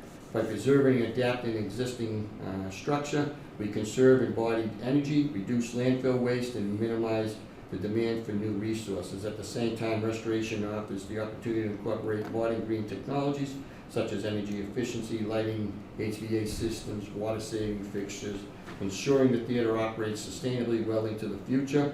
In this way, the project aligns both historic preservation and environmental stewardship, demonstrating that the cultural and revitalization and sustainability can go hand in hand. So that would be that part. And I guess one thing is, and I know, Mike, you got the text. I was told you might have received a text, but I don't know if you may have just came in tonight. But so I was told that you were texted this, and so I got to get to the main one. This is from Bob O'Regan. Yeah, came in 37 minutes ago. Yeah. So he wanted to be here tonight, but he had some deadlines that he has to meet. So his firm, his law firm, which is Nixon and Peabody, will be offering pro bono assistance to the revival efforts, which would like to Hang on, John, let me read what Bob wrote to me, so the rest of my committee has what I have. Okay, well, hopefully it's the same thing. Go ahead. It says, "Hi, Michael, I have deadlines to meet, so cannot make tonight's meeting. Will you get to the state theater application, ? My law firm, Nixon Peabody, will be offering pro bono assistance to revival efforts, which it would like to be able to explain. Our firm is an American Law 100 firm and has something experience with theater revival and can provide help such as negotiations with the owner, contracts, dealings with opportunities for tax credits, etc." Yes. So, and then... Assume he typed it on his phone, because there's a couple words there that aren't words, but Yeah. I think that got the gist of it, but Yeah. so that's a good plus for you. Yes, yeah, we've been talking to Bob for the last couple of weeks. He wanted to try to make the historical commission meeting, but he has some pretty big cases he's working on these days. But it's a great thing to have. They're a well-recognized law firm. They're very, like Bob said, they're very big, and they're an international firm. So Bob had sent me only this one. He says, if you want, you can say we were recently involved with a renewal of a historical theater in another major city, and with a theater renewal in another Boston suburb. So they can't disclose what the theater was, but his firm here in Boston is involved in another theater offering similar assistance, and that theater is now operational. So the last thing I will have say, if I can, and this has kind of been our slogan, this is our past, this is our future, let's bring it back. And if anybody has any questions, I'd be happy to try to answer. Thank you, John. We'll open it up to questions. And Rich? Thank you. You put together a big package and I read it all. I need new glasses now. My question is, if you were to be able to buy this property now, what do you think it would cost? Again, it all depends on what we can negotiate. Let's with assume the whole owner. block, the whole thing, you know. So if price. it's just the block with the theater in it, then we were kind of figuring 1.6 million is what's been talked, you know, figuring that the owner paid 1.45. So, but again, you know, there's no appraisal, no updated appraisals. But my sense is we're gonna run into the same thing we ran into before, that the appraisal's gonna come in lower than what he paid for it. But, you know, my first thing would be, because the owner actually called me over the weekend to let me know, well, he had a question for me, and then he let me know that he's, you know, the town is basically saying, yeah, you can go ahead and tear down the theater. So that's where, you know, I'm kind of looking, you know, if the time Stoughton has a demolition delay bylaw, you know, it would be the Friends of the State Theaters thing to try to make sure, you know, have the historical commission delay that and give us the opportunity to try to negotiate with the owner at a minimum, the purchase of the theater, and then he can keep the rest of his properties and go from there, or the purchase of everything. But you know, so until we get a chance and we have money, you know, it's like when you're buying a house, you don't put an offer in until you have a pre-approval letter and have funds. So we're in this similar situation right now, and you know, like I said, with the Mass Cultural Council grant opening up tomorrow, if we get the support, you know, to move forward to town meeting, you know, it would be our intent to file for that grant as well. Okay, question 2, renovations. Yep. Basically, we've already discussed removing the hazardous waste and a few things you've done prior to that. What do you anticipate the renovations of bringing this into a theater? Yeah, so I shared with everybody actually very detailed construction costs, but and also the recap sheet at the beginning of it, which is underneath the what was looks like this one. Yeah. So the public funds and private funds, the sources and. yeah, so construction renovations and stuff is almost $10 million. But then you have architect's fees and general contractor fees, and then we had, you know, I think I mentioned, I know I did it at the Historical Commission. In there's a line item that, you know, if we don't meet the goal to have an endowment, you know, I have $1 million for an endowment for people that can't afford tickets and stuff, and hopefully we can always, you know, make sure that there's no family that cannot go to the thing, because, you know, there are families that, you know, just can't afford it, you know, so, and, you know, so I'd like just want to make sure everybody's there. So that's just a goal, but that would reduce the overall cost down to 16.3, or whatever, and then there's some other things that are in here that might be able to change the numbers too, but when you add up all that, it's, you know, basically, if you take out the endowment, it's 16.3, with meaning we need to raise 8.5. If for some reason we can get new market tax credits in there, like I said, at 39%, that would be almost $4 million in value. So that's a big number. But we're not, right now it's saying we're not eligible, but, you know, we are willing to. Let's try to keep it at least simple, that Yeah. don't take $1 million out that you put in. Yeah. What you've got in front of us is asking for total cost, or saying the total funds needed is 17.3 million. Yeah, because that's Yeah, our business plan, right. It includes all that stuff. And then your sources of funds, you have the $2 million from the CPC, the $3.6 million in taxes, a one-stop grant from the Commonwealth for $2 million, Yeah, so that's a new program for a few years ago. But The, Not something you have in hand, it's something you're No. hoping for? Yeah, and that would be hopefully through the state reps. You know, they would be able to help us, similar to the train station. But the Commonwealth has the one-stop shopping, basically.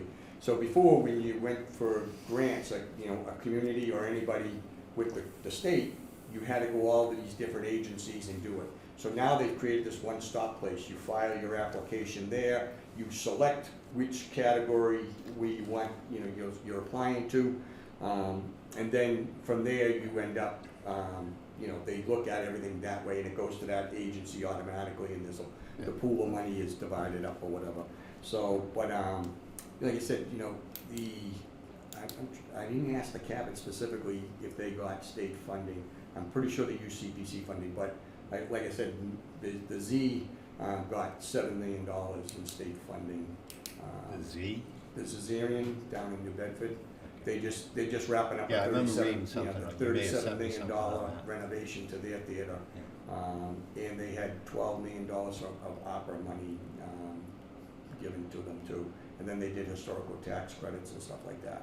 So, you know, the money's out there. You know, I guess one of the good things is Massachusetts is one of the wealthiest states in the country.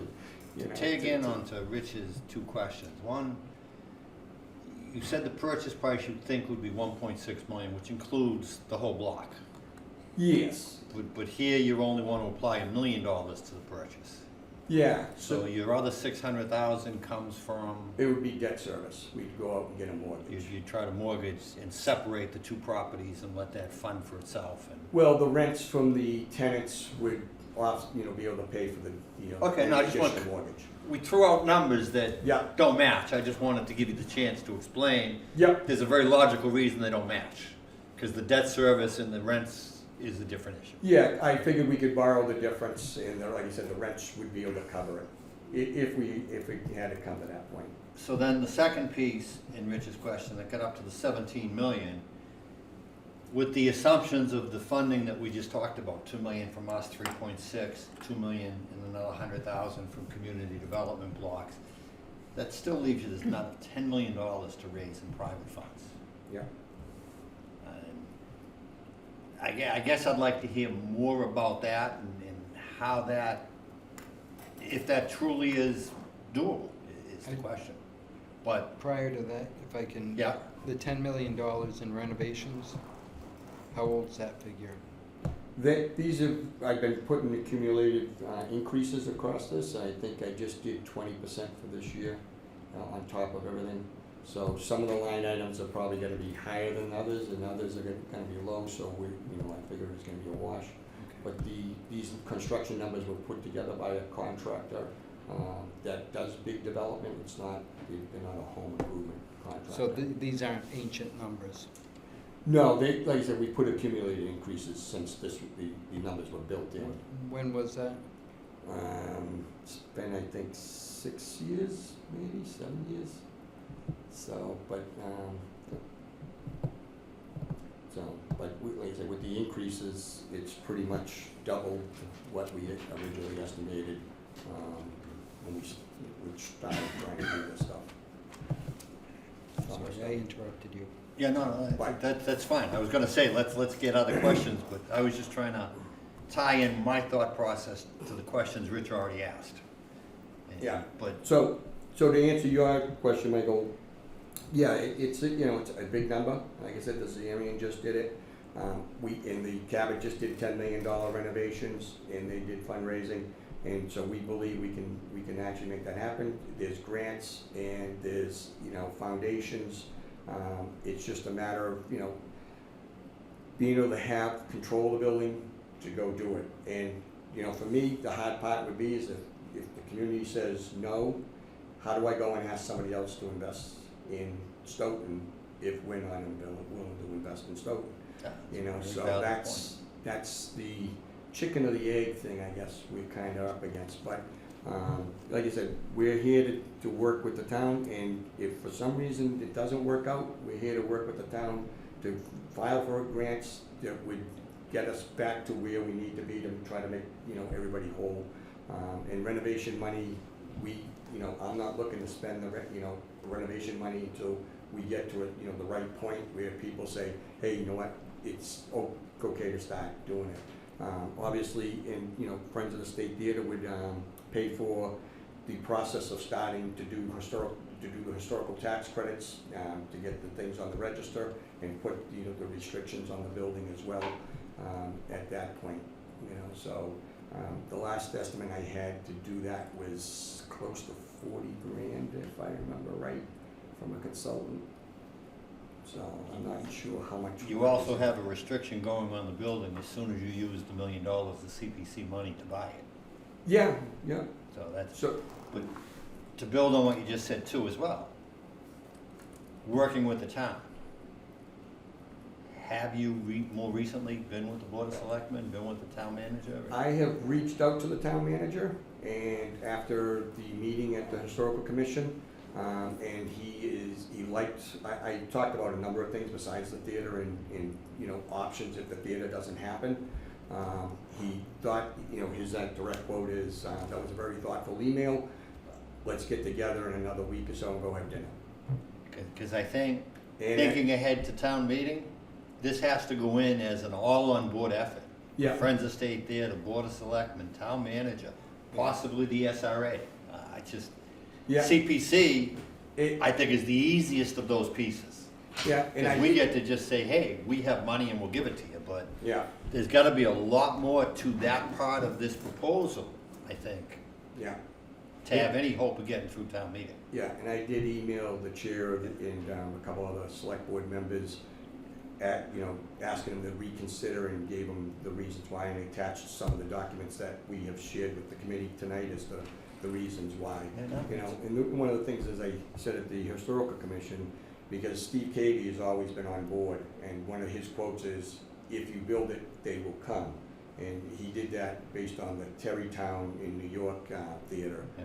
So he's always been an advocate, and I'm hoping that we can convince him that the right thing that we all, like I said from the beginning, is I think one of the things we all can agree is we want an owner who is going to work together and try to get this. But I think the biggest important thing here is it's a historical building. Historical Commission is designated historically significant and has voted thinks it's worth trying to save. I don't think, my opinion, I don't think there's much room for argument as to how valuable this could be to the town and to the downtown, or what benefits it could bring to the downtown. I don't see that as being why anyone's going to object to this project. Yep. I see a lot of reasons why people will object to putting $2 million of CPC funds against a project that has a pretty high bar to get to. So we've got to, and to be honest, Steve Cavey's behind it, that's great.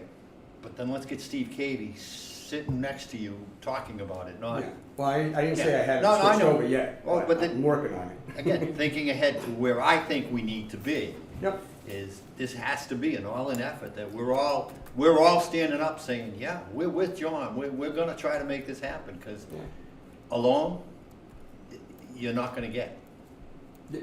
You're not gonna get to $17 million if you're just left on, if we leave you on your own to try to go get it. You're saying exactly what Yeah. I've been saying, But- I need the town to be more involved in, Absolutely. in to make this happen, because I think, when you look at what the Z got and what Springfield got and others have gotten, they've gotten roughly 20% of the costs, from the Commonwealth. So at 20%, that would be over $3 million instead of just It $2 would be million. I'm helpful. just trying to be conservative. It would be helpful to be able to have the facts about how those communities succeeded in getting that kind of money. Not just that they got that money, what did they have to do, how long did it take them? Because that lays out, I think, where we're going. Yeah, the Z's been So- only a couple of years, or whatever, but I'm not looking for an and answer they're now, an I'm just saying, operator. let's be prepared, Yeah. because that's gonna come into play to Yeah. convince people that this is a viable thing. Yeah. And again, I've been doing this and for so long, and it's like, Understood. I can't keep going and ask people for this and that. I sent out letters of interest to see, you know, if I could get, you know, a written letter from like the Hanover Theater to come, say, hey, you know what, we're interested in operating the theater, and we're here to give you support. You know, for me, one of the things we need to do, and John, having fundraising and stuff, did you have some staff members that helped write the grants, or were you just a grant writer yourself? Oh, no, we had staff. Yeah, and that's what we need to do, is we need to hire a public relations grant writer type person, and that's what the Cabot and the Z and all these people have going for them. But We're not gonna have the luxury of putting hundreds of pages in front of town meeting and think that that's gonna be good enough to educate them to what we need to do yeah, no. in that. So I'm just Yeah, no, throwing I- advice I- out, throwing my reaction. Yeah, But no, I. Let me open it up. Is there anyone online, Dwight or Dawn or Bob, that wanna chime in?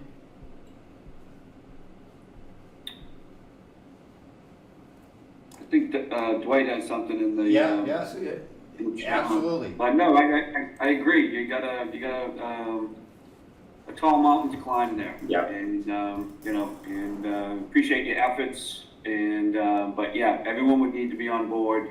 And so just to kind of piggyback on your comments here, it's a tall task to accomplish. I'm gonna see if I can bring Dwight's Yeah, comment. well, his comment is the risk, that one of the fears here, and those, some of us were actually on the committee years ago when we approved some money to go to you, and we did it as last funds in, and we did it with certain timelines in. I'm not sure we have the luxury of those timelines anymore, that you have or that we have. Yeah. But there's a huge risk if we put $1 million, forget the renovation piece, because you've said you won't spend that money without getting some further along, but we put up $1 million and we buy a building, and there's two questions there. One, who's gonna own the building? And let's assume, for argument's sake, the town owns the building. That's one of the reasons they have to be fully on board partners with you. But if we don't succeed in raising that extra $10 million, so 12 or 14, whatever we wanna count, then the town now owns $1 million building that has a historic preservation restriction on it. So how is the town ever gonna get that $1 million back? Well, I restrictions struggle, can be and I think that's the removed. risk Dwight's also pointing out, that I struggle with that. But the restrictions can't be removed. I thought my understanding is restrictions can be removed, depending on, there's a process to do that. Not what we're talking about. This is a permanent historical preservation restriction, if some of our money goes towards the purchase. Potentially, and I don't know this answer, it's one of the questions we would have to resolve with legal counsel and everything, if we got the $1 million back into the CPC. Yeah. But where's that $1 million gonna come from? Because my fear is the building, without the renovation, with a historic preservation, you couldn't sell it for $1 million. Well, the property's still worth, the rest of the property is still worth that. It's just the But extra. what do you mean the rest? We're only talking the state theater building. Yeah, we wouldn't be paying $1 million if it was just the theater itself. Yeah, how much would that be? I was wondering.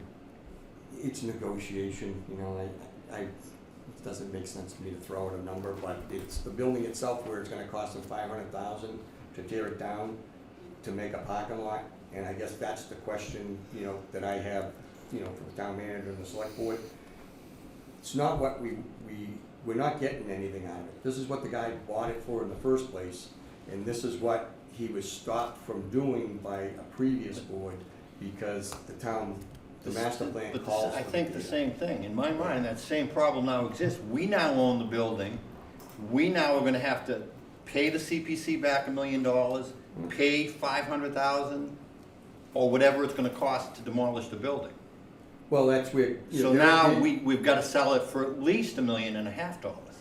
Well, there is state grants for demolition of buildings. It's called, there's an underutilized building grants, and there's money underneath that for demoing and for planning. All So- adding additional risk, but Well, this is what we it's- need to well- nail down. I'm not trying to argue with you. Yeah, no, I'm just trying to say. Running through the thoughts. We want somebody who is gonna redo the theater hopefully, and at the end, if not, is to redevelop the site.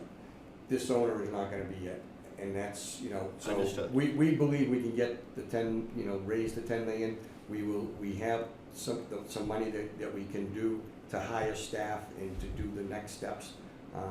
You know, so we just need to be able to get to that point, whether, you know, and if the town meeting says no, or this committee says no, then the theater will be down probably in the next couple of months. And I'm not sure any of us want that to happen, but Well, that's, at the same time, It'll take at least 6 months because it's a historical building. yeah, at the same time, but I there think won't the be risk that objection. we pointed out, or that Dwight pointed out, yeah, I like the way you worded that, Dwight, now that the whole commented on it. It's a concern, and it's a huge roadblock in the process for all of us going forward to town meeting. So Yeah. we've got to nail it down, I mean, Yeah, and I'm working on Yeah, the understood. other side. Yeah. So I didn't come in here not knowing that was something that we need to do, is get all on the same page. And I'm working on that. no, right I now, appreciate, so, John, I appreciate, You know, so, as long as I've been involved in the town, which came first with the CPC and then the SRA while you were on the board, you've put yeoman's work into trying to get this. And I understand how beneficial this could be to the town, so yeah, I would love to see it happen. yeah. And I would love to be able to say I played a small part, even if it's only in improving some money that, but I appreciate it's a that. concern that we need to sell town meeting if we're gonna go forward, so. Yeah, I have a question. You mentioned the Hanover Group. the Hanover Theater, yep, Yes, thank you. yep. Tell me how they're going to be beneficial to the project. Basically, you know, we've been meeting with them for the last 4 months or whatever, through Zoom and phone calls, and then we recently, like I said, we had them out to town.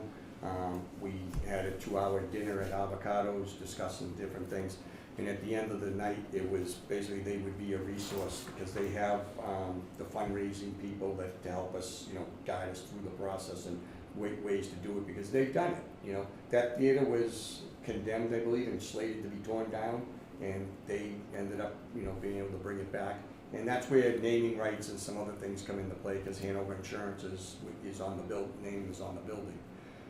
And then they also said there was potential that they would be interested after the theater's open to maybe run the theater, so they basically rent it from the owners and operate the theater on behalf of the community or whatever and stuff. So there's multiple things to do. I have a developer who's interested in, he thinks the town's making a big mistake if we tear it down.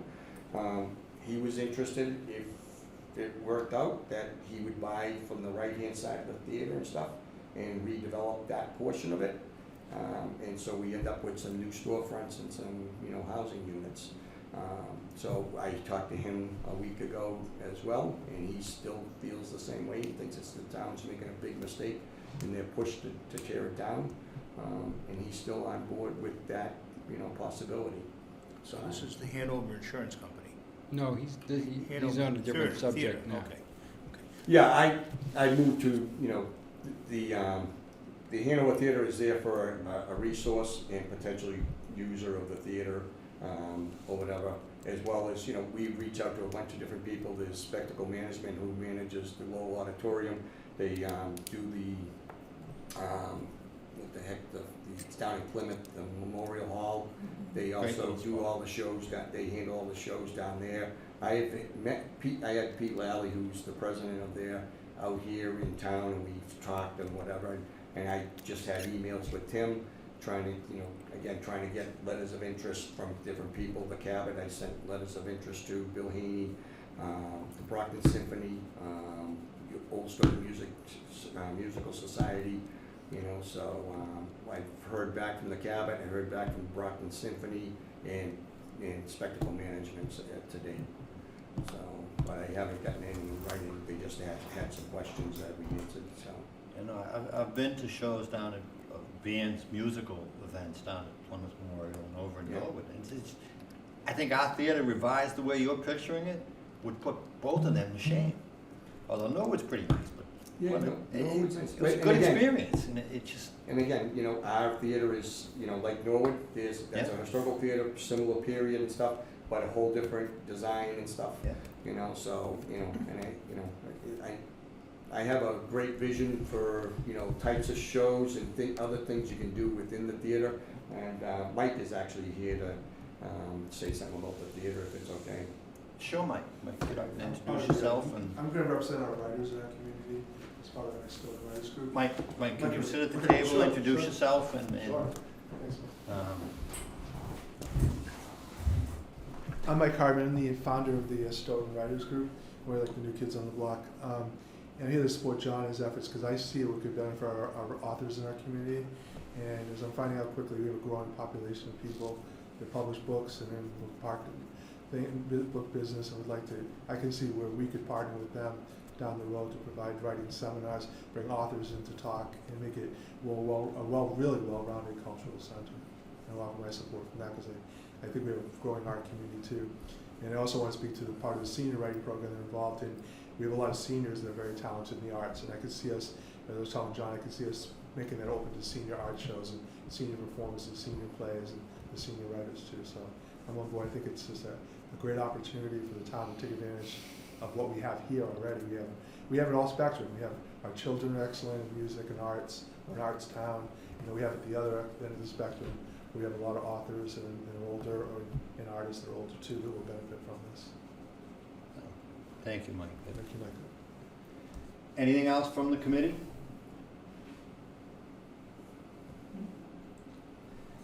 John, any last words?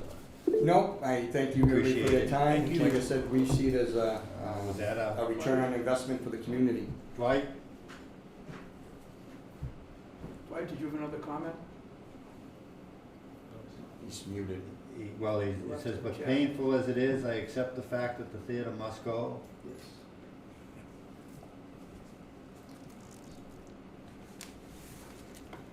So, you know, Okay. so I'm assuming he's speaking for himself and not his committee that voted 4-1 to keep the theater. Correct. Okay, thank you, John. Thank you.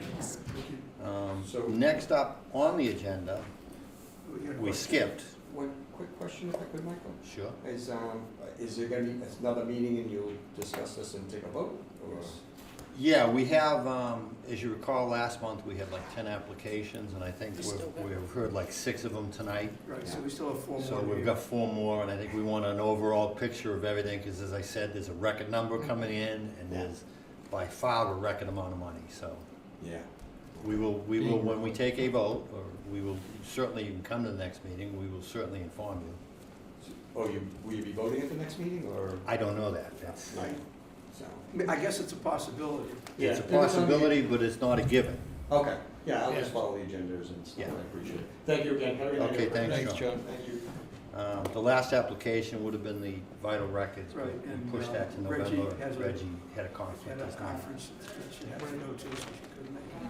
So she will be at our next meeting. Could you pass one of those agendas? Thank you. Okay, so then we Got a move couple. into administrative items. And I don't have a treasurer's report per se, but Barry did succeed in getting some information. It's just unfortunately, it doesn't give me a full enough picture to put together a whole report. Still on.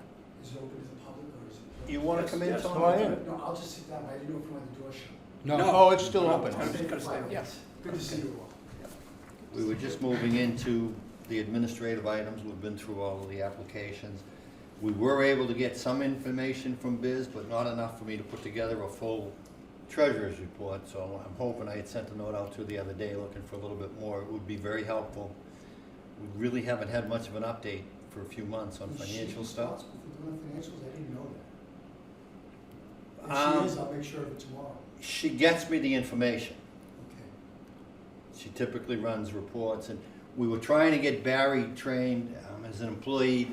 They gave him a sign-in to Munis, but he still needs more training and better access to be able to do it himself. Just giving him a sign-in wasn't quite enough to get us there. So over time, I think it'd be great to transition that role back into the committee, but all the years I've been treasurer, we've always really relied on the town to give us that information. And She'll work give you all with the it. information you want. I thought what I read was you wanted to convert it to spreadsheets and everything else. She's working 60 hours a week. Yeah, I understood. But But it doesn't. Well, no, she can run a report as a PDF. She ran different reports than what we typically get. You can run them in a PDF format or an Excel format. That's the help you need, we're gonna get it. Yeah. The Excel piece comes out great, because I can then use the data and summarize it properly. But I also only got it on one of the two funds, so I don't have a complete picture. All right, I'll speak with you. Yeah, that's what that note was for. Darren, so. just for the record, I can't do any No, of that. Spreadsheets. Yeah, I've tried it, again, I don't, there's a lot involved. I, on the other hand, can't, so. Yeah. It's too late for me. But we did get, and show some confirmation that, at first glance, and I know there's a couple of reports that I'm sure the CP1 probably went in. She should be finalizing the CP2 almost as we speak, because it's due mid-October. That will be helpful. We usually get that after this meeting, so. But it looks to me like the revenue for the year is gonna be a little bit over the budget. Looks like it came in a little bit favorable. The state match was down a little bit, but we knew that. We did get some confirmation of what's in the housing reserve, historic reserve, and open space reserve, and I think those are pretty much in line with what we expected, although it's really just all I'm seeing is the budgets here. No, I got the final numbers too, so they look pretty good. We will pull it together, and I fully expect to get from Biz for the November meeting, because we need enough. I mean, what you may not have, we have 10 applications Yeah. for a record amount of money, far more than we've ever done. So we've got some hard decisions to make Okay. at this end before we go back to you in town meeting. So, All right, I will Yeah. absolutely speak. understood. Mike, I need you to text me a number so I can make sure that she's communicating with that. Yeah, okay, I will do that, We'll Tom. be able to support you. So the good news coming out, the revenue looks like it's gonna be favorable. My confirmation will be with the CP2.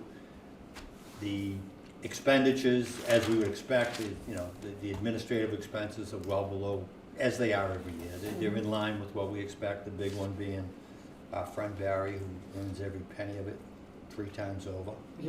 And the state funding, we did project a pretty conservative number. Are we below that? Yeah, but remember that it's also, the number that shows up this year is really last year's state match.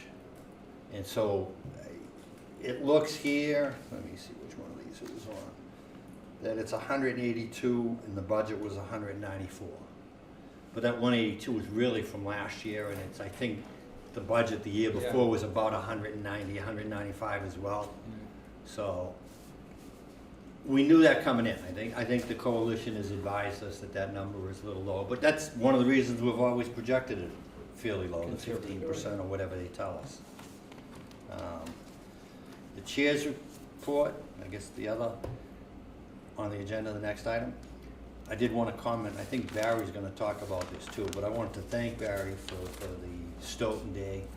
I did not make it up off the Cape that day. We had some stuff going on. But the charts you put together, I thought were terrific. And I assume you had them as little handouts or something to show I had, people. they were in plastic sheets taped to the table. Yeah. I mean, those were great, with a picture and a little brief history of some of the Learn about projects. each and project. we could These put are that completed together into projects. a book that would really, and just backfill it with projects. And especially as we're now seeing, like we got a Glen Echo, 2 or 3 different projects, and just tie them all together with just a paragraph. Paragraph with a couple pictures to be able to show it. So we had talked about that at our meeting, Tom, to have Barry, and he said he would be willing to do it. Just get out there and be there and show. Joe with his fire truck. I mean, show the community what they're getting for the CPA. Yeah. And- Well done. I think it is so exciting that we're at a point where we've got so many things coming to completion. That you can point to. I mean, you missed Paul talking and Matt talking, I mean, and I just wrote him a text, how did you do? I said, but be honest, because I'm with CPC now. no, the updates were great. Paul and Trish were both there. May I, who's the chairman? Mike, is it you? Mike, Would you give me a point of personal privilege for me, because I want to make sure Paul made a point that I asked him when we go Sure. over again. you have to sit over there, Thank you. at the head of the table. I appreciate you letting me do this. The memo he wrote, I helped him craft today. I wanted to make it crystal clear that, as you know, with historic buildings, everything's an unknown till you get there. Yeah. And although what the town is asking for the CPC is all for the external part of the project.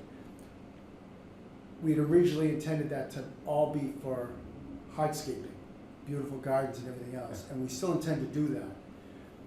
But as I asked him to point out, the wood fascia we've begun to take off is showing rot behind the wood. He was real Did clear he make about that? that. Yes, he did. So that's gonna cost us more than we expected, so a piece of what we get for the, should we get it, for this external work may go to something other than hardscape, and I may have to cut back the part of the project, you can see it in the plans, which extends out into the parking lot, which I wasn't being on it anyway because it eliminated, Some parking. Parking space. handicap There's, parking what, spaces. 7 spots there? that- Yes, but that's where we would find the money by reducing that to do the infrastructure improvement. So thank you for the time, I just wanted to make sure that came across. He did a good job. It Yeah, did, he did a it good was job. clear. What I didn't want to have happen is you folks approve a plan, and then we take it casually and use a lot of, not a lot, some of the money for things you don't see behind the wood, and then the project gets cut back, and people have the Yeah. right to say, but we supported that plan.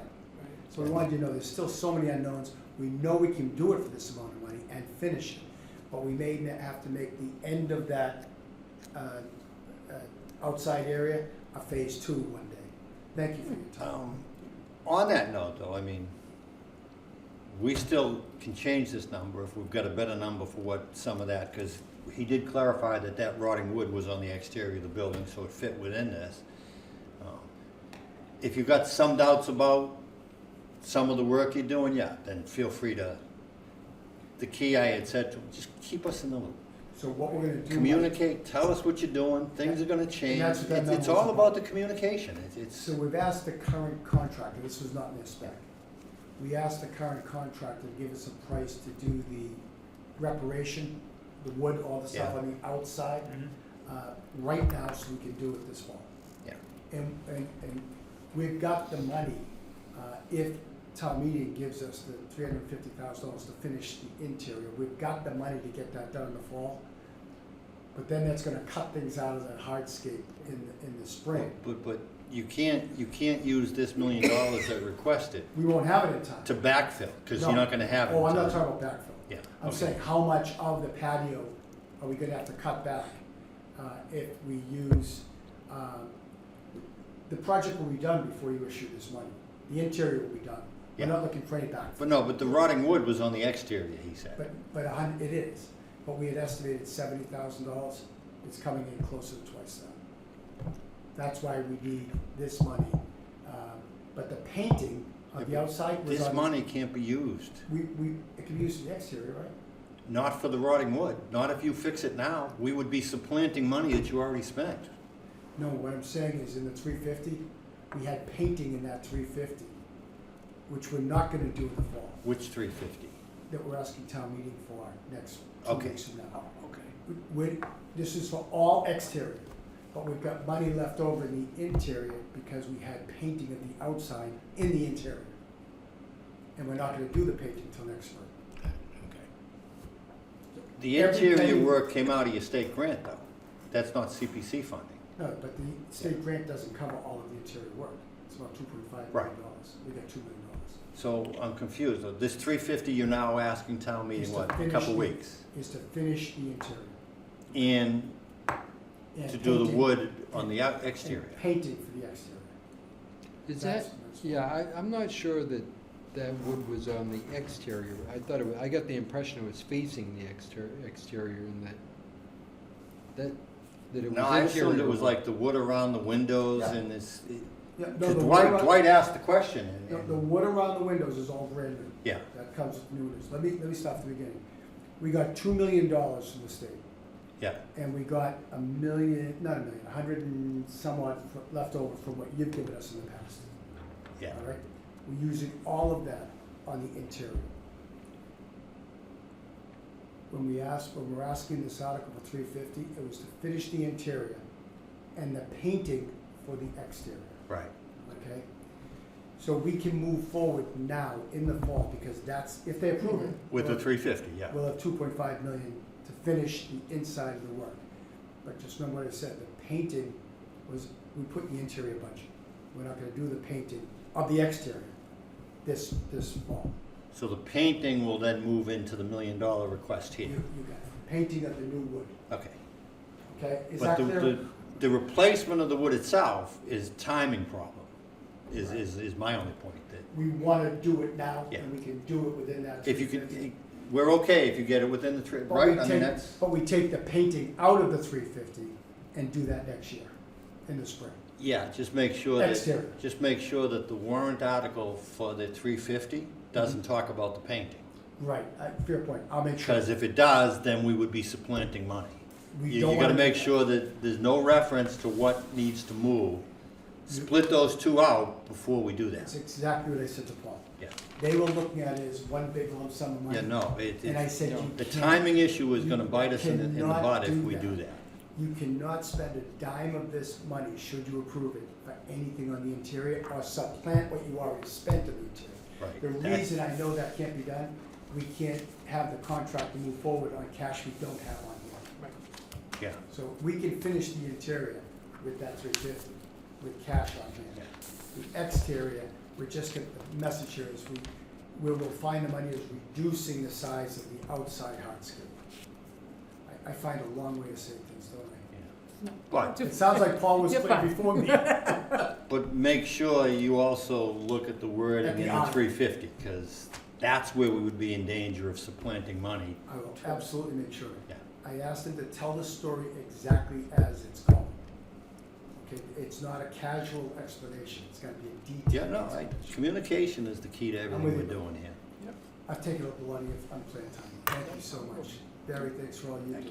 I appreciate it. Pleasure, thanks for what you do. Thank you, Tom. Good night, everybody. Good night. I've got an hour drive, so I'll Oh. stay and enjoy the rest of the I ride. thought you had a bunk upstairs. At Wait, times I before have. you go, Dwight has a question. Times I have. Wait, Yeah. before you go, Tom, Yes, Dwight sir. has a question. Who does? Dwight, it's up on the screen, says, am I correct in assuming that unlike the interior, all the wood that is there in the outside will remain?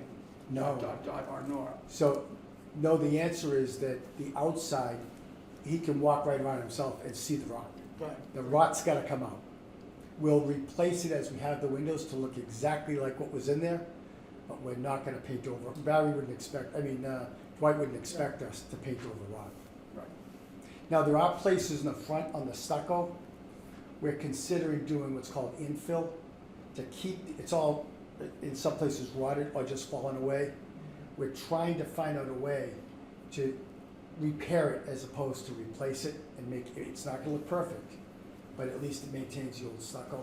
We're doing everything in our power to maintain everything that can be maintained, everything. Barry knows that, he and I have spoken about it, but the rot is the rot, we can't fix rot. Right. And you didn't know it was there until you took the wood off? You can see You the can see outside it. rot, Yeah. we just assumed that what it was nailed to is good, so we've taken a few samples off and found out the wood behind it was also wet. So Dwight's asked now, That's why it was confusing. He said, well, it'd still be wood that you're replacing the rotten wood with. We'll be replacing it with similar wood, yeah, Yeah. yeah, but that'll be new wood. that has to be new wood. Dwight's. Right. Okay. Oh, I see you, Dwight, I didn't see you. Yeah, For his some microphone reason, isn't working. we can't hear Dwight talk, but the other people can hear Dwight talk. So they translate for us. So they either tell us what he's saying or he Well, types he's it. putting it in Dwight, I'll chat, call so- you when I get out and I'll tell you what they did. He can hear us. He can hear us. Yeah. And actually, we even had Trish. Trish was looking at like, how can that happen? Well- How can you be able, we're all on the same call, and the people that are outside the building can hear them, but we can't. So a bunch of you have toured the building. More has happened in the last 2 weeks than in the previous 2 months. The tiles, flooring is down in the bathrooms. So, The new plywood is down on the floor that we put the hardwood on. The fireplace is in.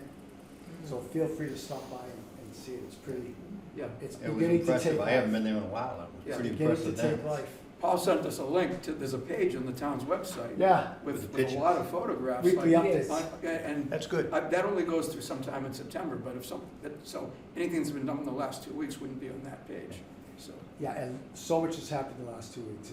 It's Does really- Dwight have his hand up again? No. Yeah, he just didn't take it down. I took a lot of your time. Okay, for thank you, indulging Tom. me. I Thank you. appreciate it. Bye-bye now. Okay, next up on the agenda, we have to elect a new treasurer, followed by elect a new chair. I will let you talk through this and see. All right, I know that Dawn was, this is something you had expressed an interest in, and we're certainly Willingness. interested in getting you up to speed, so, is that something you're still interested in? Yeah, the Treasury, definitely. My only concern at all is when the town's open for business, I'm at work. So if it requires some kind of interface between them, that's not possible. But if I'm given reports that I can put into an Excel spreadsheet and, create something and analyze it, that's fine. Yeah, as we just said to Tom, it was kind of fortuitous that he walked in as we were just talking about the reports. My goal, my vision would be to get this to a point where Barry can run we settle in, this is the exact report we want, and then Barry can run it as often as we need it to be. Because getting these sporadic things that they don't line up takes a lot more work, which I've been able to do because I've been doing it for a long time. It's not fair to ask a new person to try to make sense out of that. We've got to get it down, and here's the process. This is the report, because they have a couple of standard reports in Munis, and it's when you go in and you say, I want to run this report, and it asks you about 3 or 4 questions, the parameters, what time frame, do you want it as a PDF or an Excel? Those are just quick buttons you push. And once you know what that report is going to be, and you know what information you want to take off, it is a lot more mechanical. And I don't mean to say that it becomes a lot easier. It's a lot more manageable for someone. You don't need to have spent a lot of time trying to unravel this stuff. In understanding it though, and interpreting it, do you have to have your knowledge of the time frames it takes for information to get input into the system? And No, because that will just come with conversation. I'll talk with Dawn a lot, I'm sure, as we transition this, but it should be I don't know that we need to look at it every month, but certainly once a quarter we could look at it. And the time frame, there's a time frame, there's a delay, that the fiscal year ends June 30th, but they don't really close the town's books until the end of October. It's not unusual Really? for the, Right. the whole town, which means us. You're still Biz has been a little hesitant to give us reports because she knows the numbers could change. It's like, well, but you're leaving us with nothing. Now, there's not a lot of activity going on. We know there's money being spent, but that money being spent has been accounted for in our approvals. It's been accounted for in our projections. And I feel pretty comfortable that when we went to town meeting in May and said, okay, we think we're gonna spend $600,000 on these projects by the end of the year, that number might be 500 or it might be 700. That swing isn't what's gonna kill us. We know what's in there totally, and Barry was asking, we'll have something in November, especially if Tom goes into biz and say, would you give him what he wants, because they need it. We need it. I mean, the town has an obligation. I don't know, I'd love to find out in other towns, and maybe I will down in Falmouth, how much work the town is doing for the finance side versus the committee itself. Because the town has all the information. It's a lot easier for them, but like he says, when they're busy on 16 other things, we become one little blip in what they need to do. But at least then make it easier for us. I mean, yeah. I think we've shown that give us these reports and we can run by ourselves. We know what to do with the information. But it starts with getting the information. But it starts with getting consistently information that we can use. Because it's all there. Some of these reports are just very detailed and overwhelming. It's the accountants in the back room versus what your presentation to your executive board is. You would never hand them your trial balance and say, hey, you guys figure out what's going on. You need someone to take it together and say, yeah, okay, this is what you need to know out of this. And that piece is the easier piece if you have that established base. So this is the information I have to have on a regular basis. So, do we then, given that we have a candidate for treasurer, Need a nominee first, right? what? You said don't we have to make a nomination? Yes, yes. I was gonna say, should we have a, Yes. that's exactly where I was going. Okay. We should make a formal nomination and a motion and a vote. So does anybody want to nominate? I would like to nominate Don Brady as treasurer. And do we have a second on the nomination? Go ahead. Second. Any further discussion? Or is there anyone else who, you know, Any wants to further nominate? nominations? Okay, I didn't expect any. fine. Just a formality. No, you're absolutely right, Barry. Okay, so let's take a vote. Larice? Yes. John? Rich? Yes? Bob? Yes. Dwight? Shake your head. Okay, He said Dawn? yes. Don can vote for himself. You can vote for yourself, Yeah, Dawn. you're allowed to vote for yourself if you want. Yes. And the chair votes yes, and I thank you, Dawn, for stepping up. And I will still be in touch with you, we'll work it out, and Sounds good. I'm always only a phone call and an email away, so. So the next one was as chair. And we were struggling, I think we're still struggling. we can put it off, I mean, Barry asked me earlier, I guess, in my mind, my formal no longer being a Stoughton resident looks like it's the end of the year, because I still, in fact, every time I come up here, I load the car and move stuff out, but I'm still moving stuff back and forth. And Can we defer that change? we can defer it another month, well, not that piece, because come January 1, it's a new census, and I'm gonna show up on someone else's census, so I can't extend it beyond that. I'd like to nominate John Lenahan. Now that Stephanie's on board, I heard a great interview yesterday on the radio on NPR. So are you still on board for a while? I am still, for a while. So I would respectfully decline. Do you have a sense of how long it could be? I mean, is there a point down the road when you think, Well, we're talking about,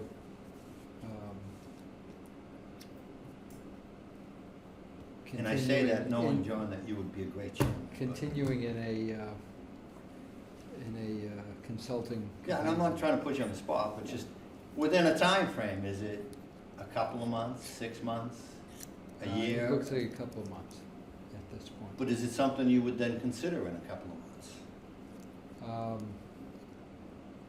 It's possible. Because not, and I don't wanna put words onto Dwight, but in the past, Dwight has always been willing to say, I don't really want to, I've got so much going on, as most of the people here on this board do, but it's something he might be willing to do for a few months, which would, How about Bob Desmond?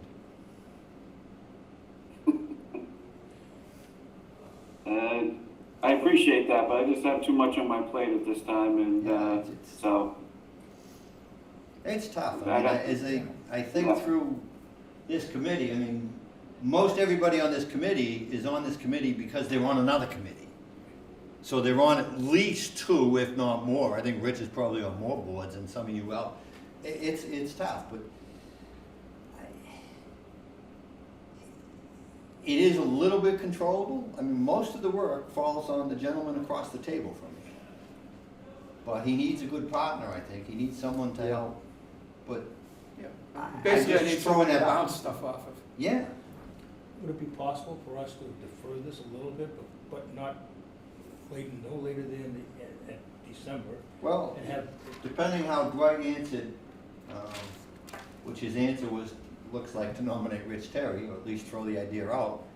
If Dwight were willing and John thinks it's a couple, yeah, you could kind of carry it as no chair for a while if,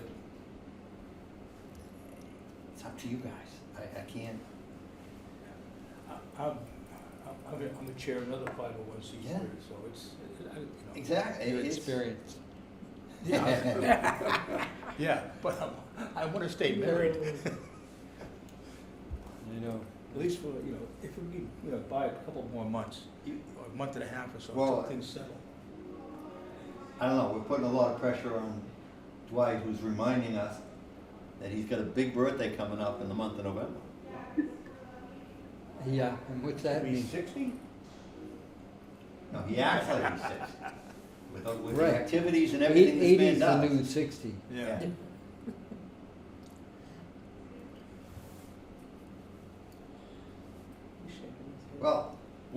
I guess, what's the will of the committee? We don't have to do anything tonight, we don't have to do anything in November or December. At some point, We have to do I mean, something. it's not fair to Dwight to just default and say, okay, now Yeah. Mike's gone, there's no chairman, so he's vice chair.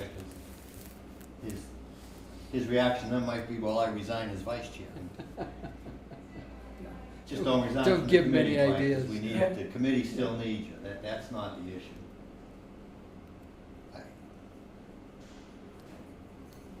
Yeah. It wouldn't be right for me to commit at this point either. Okay. I think that means Yeah. we move on. Move on, okay, we'll move on. Stephanie sounded like she was so in charge of things.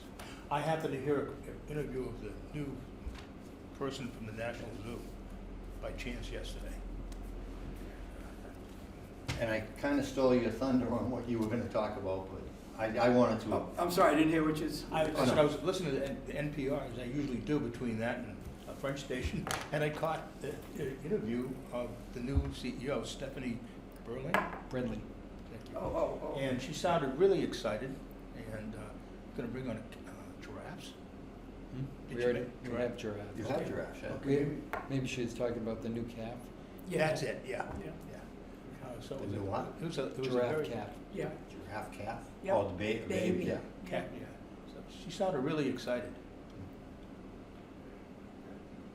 That's why I took a ride to the zoo today. Yeah. On my way to get a hot dog. Did you wave to her? I did, yeah. Through the rain. Okay, next on the agenda was the administrator's report. That's what I was referring to, Barry, is I stole your first thing on Stone Day. Stone But I Day, just yeah, wanted it to was a lot acknowledge. of fun. I hope everyone else had I don't know if everyone saw the sheet you did, but they really start to build a nice record, and you can always update them as we add stuff, so. You know, I think I put them in the Google Drive, but Yeah. I'll send everybody the link, let me make a note to do that. Google Drive, I'll also put in it's a great spot to have this information. Yeah. Just, one thing, we're all getting a ton of emails from Barry. Whereas a lot, and with attachments and versions and this and that, and it's just so great to see, you know, it's in the drive, we can all go access it. Yeah, but And somebody. I know not put it in the everybody has drive and access keep up to with the that. new versions as they come in. What? true. Somebody's gotta put it in the drive and then keep up with the newer versions as they come in. Yeah, but Yeah. I think I would argue, it's easier for you to put it in the drive than to have to send it out to everybody. I really have to do both. I'm trying to eliminate one of those two, but what, Yeah. I'm not I telling started- anyone how you have to do Well, one of the this. problems is that Google Drive, it doesn't notify you when something's new or changed in Yeah. there. So I still have to email everybody anyway. But for everybody else, we don't have 2 and 3 and 4 copies of something sitting on our computer. That can get very confusing depending on how good you are at managing those files. And I get confused, but whatever, that's not. Anyway, I'll send a link out, or an email. Well, yeah, I mean, they're all photographs, so I don't know if they all fit in the same email. Anyway, moving along, update on special town meeting articles, which is October 27th is the first day. My guess is it'll go till the following Wednesday after that, the 29th, but we'll see. We had originally wanted to do a closeout article of 5 projects, and that got pulled. We didn't have, I guess there were some loose ends. So the whole, we had 3 that we could have gone through, no problem, but 2 of them were loose ends, so the whole article got pulled. That's okay, we'll just do it at the annual town meeting. The other article we have, as you're well aware, is Jerry McDonald's article on Bird Street, the historical preservation of the foundation of the old barn. So that will be on the agenda, the warrant, I should say. And the other article that's on the warrant that's ours is rescission for the never borrowed money that was authorized for Cape and Reynolds. So just those 2 articles.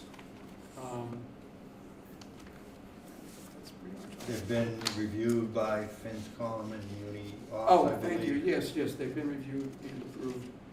Not surprisingly approved. I don't know for 100% sure whether UNIOPS approved the barn, the Bird Street barn, but FinCom did approve both. I did hear from the chair, Carolyn.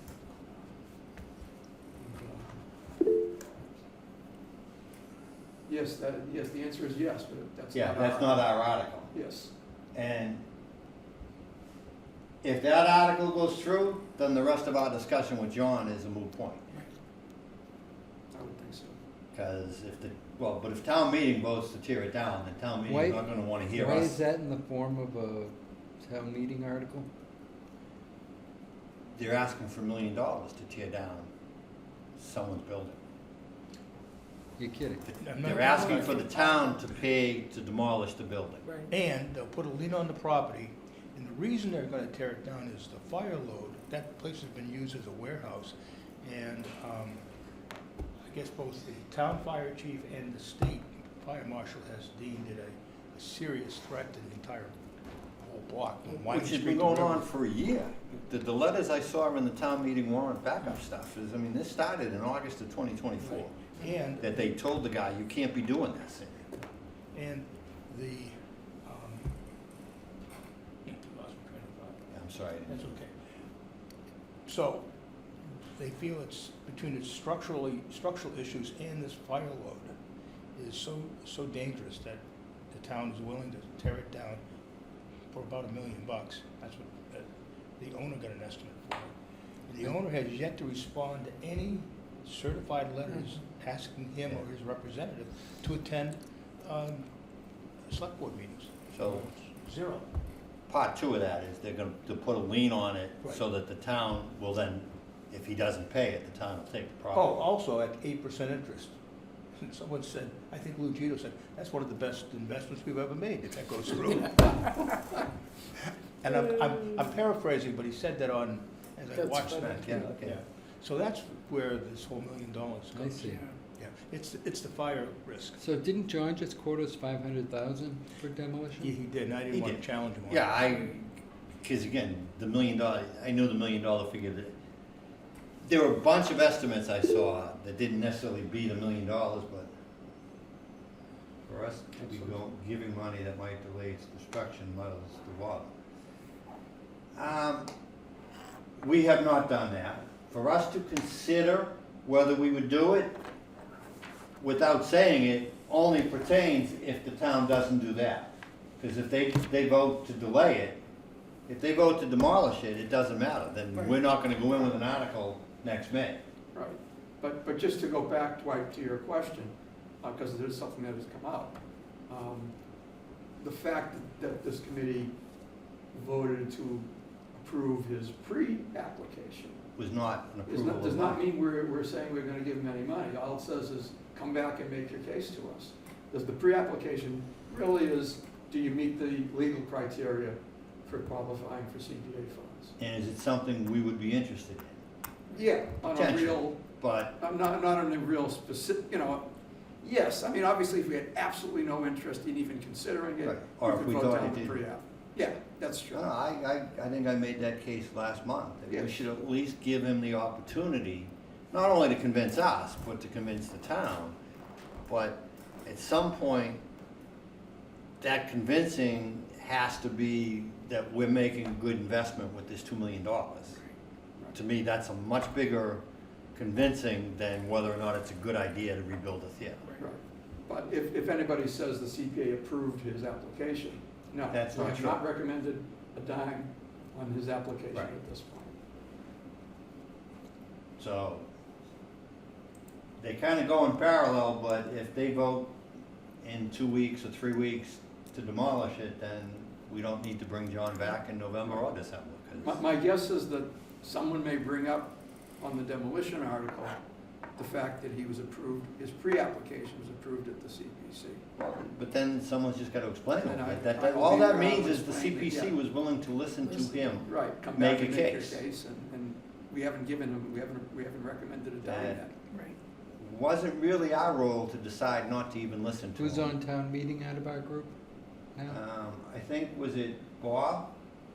Bob is, yeah? Yeah, and Rich is, and you are. And you Yeah. and Rich, yeah. Yeah. But yeah, I mean, that would be the counterpoint if someone tries to say, but they would know. We were proceeding with the knowledge that this might happen, but if that's not a given, then there's no reason for us not to do what we should normally do. Right. And I think we gave them a fair hearing, and we expressed concerns at the pre-application, and I think we expressed concerns here. It's, Yeah, and, I mean, I can't think of a pre-application we've voted down. I can think of some we've continued and not made a decision on one in particular. But generally, if something comes in and it doesn't qualify for CPA funds, usually I'll say, look, this doesn't qualify before. so you it get doesn't to even that get to point. us, yeah. Because if it doesn't qualify, then There's no reason to waste no everyone's reason time. for us. But as Dwight put it, it's in his earlier comment. Yeah, you know, as Michael said, we treated him like we treat any applicant. That we listen and let him make his case. Yeah. That's where we are now. Okay, I think that was it. That's it. That's it for Item me. number 20, other unanticipated new business or emergency matters, I know of none. I'm guessing no one else knows of any, but now's your chance to speak up. Next regular meeting is November 5th. Yeah, and again, my question was, and it's just a question, do we need to schedule another meeting this month, or can we just go with our next meeting being the first Wednesday in November, which is the 5th? I think we're gonna have some hard decisions to make.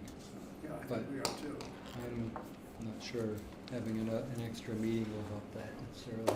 Well, it'll give us more time if you want to look at it that way to, Yeah.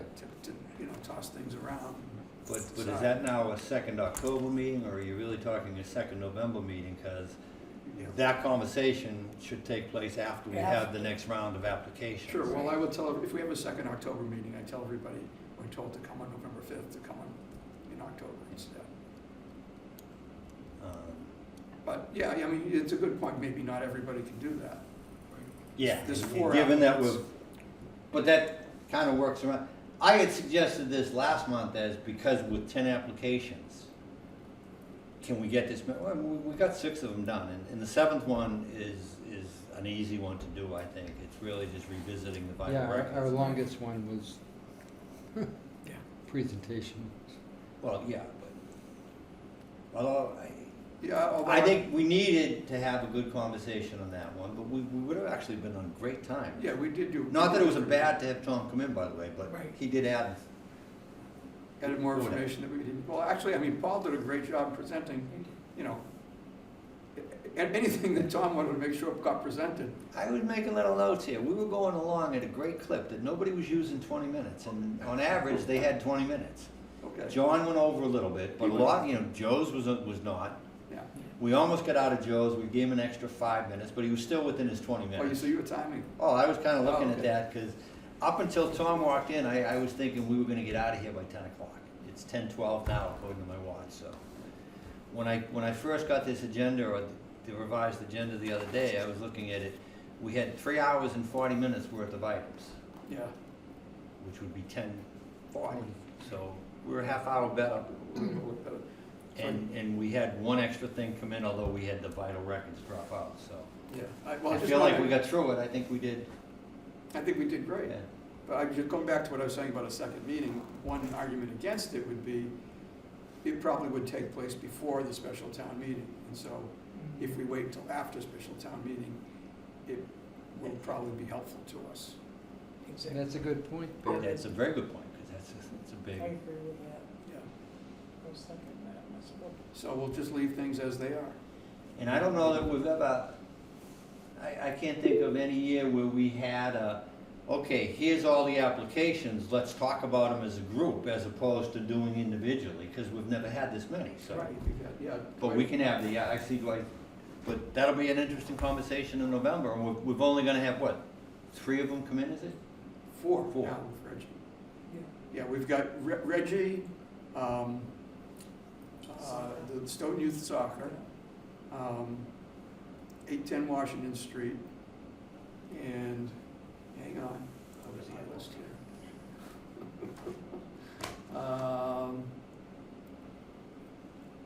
Victor with another proposal for Cedar Hill. I think those will be easy to get done in a reasonable time frame than tonight. So I Some of think the that will others- give us a good. Yeah, we may be able to discuss and Right. make some hard decisions. I have no doubt that if Tom goes in and talks to Biz tomorrow, that we'll get a bunch of reports, and that'll give me some time, and we'll get some good stuff. Hope so. I think I'm back. I'm going away the end of October. I think I am back for November 5th. Oh, okay, I hope so. Uh, Okay. All right, so that having been said, I'm. Dwight had a question. Oh, no, I'm sorry, Dwight had a comment. He says, in my humble opinion, we have to be prepared to say no, which is something new for us. Yeah, I would second that. I'd build on that same thing, that we're gonna have a list of a bunch of stuff and a lot of money, and we're gonna have to, Right. we're gonna have to say no to something, because Yeah, even though theoretically, I think we have enough money, because all this money isn't gonna get spent in the next year, it's gonna get spent over the next 2 or 3 years. Right. It would basically eat up everything we have, so anything going forward, we would probably need to look at borrowing money, and right now, we're not looking to borrow money, because this is not the environment in which we wanna do it, so. That You said, are absolutely correct, Dwight. that said, even if we recommended all 10 articles, all 10 applications, who says the town's gonna vote all 10 in? They wouldn't. They wouldn't, Yeah. we know Right. that. It happened against Dwight Right. on the McNamara farm. Yeah, occasionally, I mean, we have had a couple that town meetings said no to. yeah. This one, I think, our own credibility becomes at stake. Yeah, that's the other issue. We try to go to town meeting with stuff that we think, you know, Is, has a reasonable chance of being approved. Or that is truly worth fighting for. Right. Yeah. And I don't know that I'm there on all of these. Interesting enough, I was at a NEPRA meeting a week ago this past Monday, and I met another person who was also a student under advisory council. He had been a member of the CPC. I can't think of his name at the moment. And I mentioned that I was on the CPC, and he said, yeah, back then, probably at the beginning, he said, we said yes to everybody. we Back didn't then, have at very the many beginning, they applications. didn't- wasn't a lot of money. yeah, What's that again? We didn't have many applications. no, Oh, he didn't say that. yeah, no, we did. But there's two things. There wasn't a lot of money in the No. account. And yeah, as John said, there weren't a lot of applications. And he asked me, what's up? And I told him we have all these applicants and close to $2 million, and we're gonna have to say no. And He two said, people, good luck. Tad was it, well, actually, at the town meeting thing, I had a list of everybody that we knew of, that I could put together who was on it. Tad Johnson Johnson, yeah. was on it for a bit, I don't know if that was. Was that him? And then there No. was Dave Bertelli or Bertoletti or something. Bertoletti. Nope, very stupid. He's an engineer, works for a private firm. And I can't think of his name at the moment. Probably 55 years old. Yeah. There was like 40 people at the meeting. About 30 in the room and 10 on virtual. One from Nigeria, who's there in business. He signed in. So, Yeah, interesting meeting. Might be Still gonna before thank my you for that. time. I knew you'd be good on there. I don't know about that, but I'm having fun. But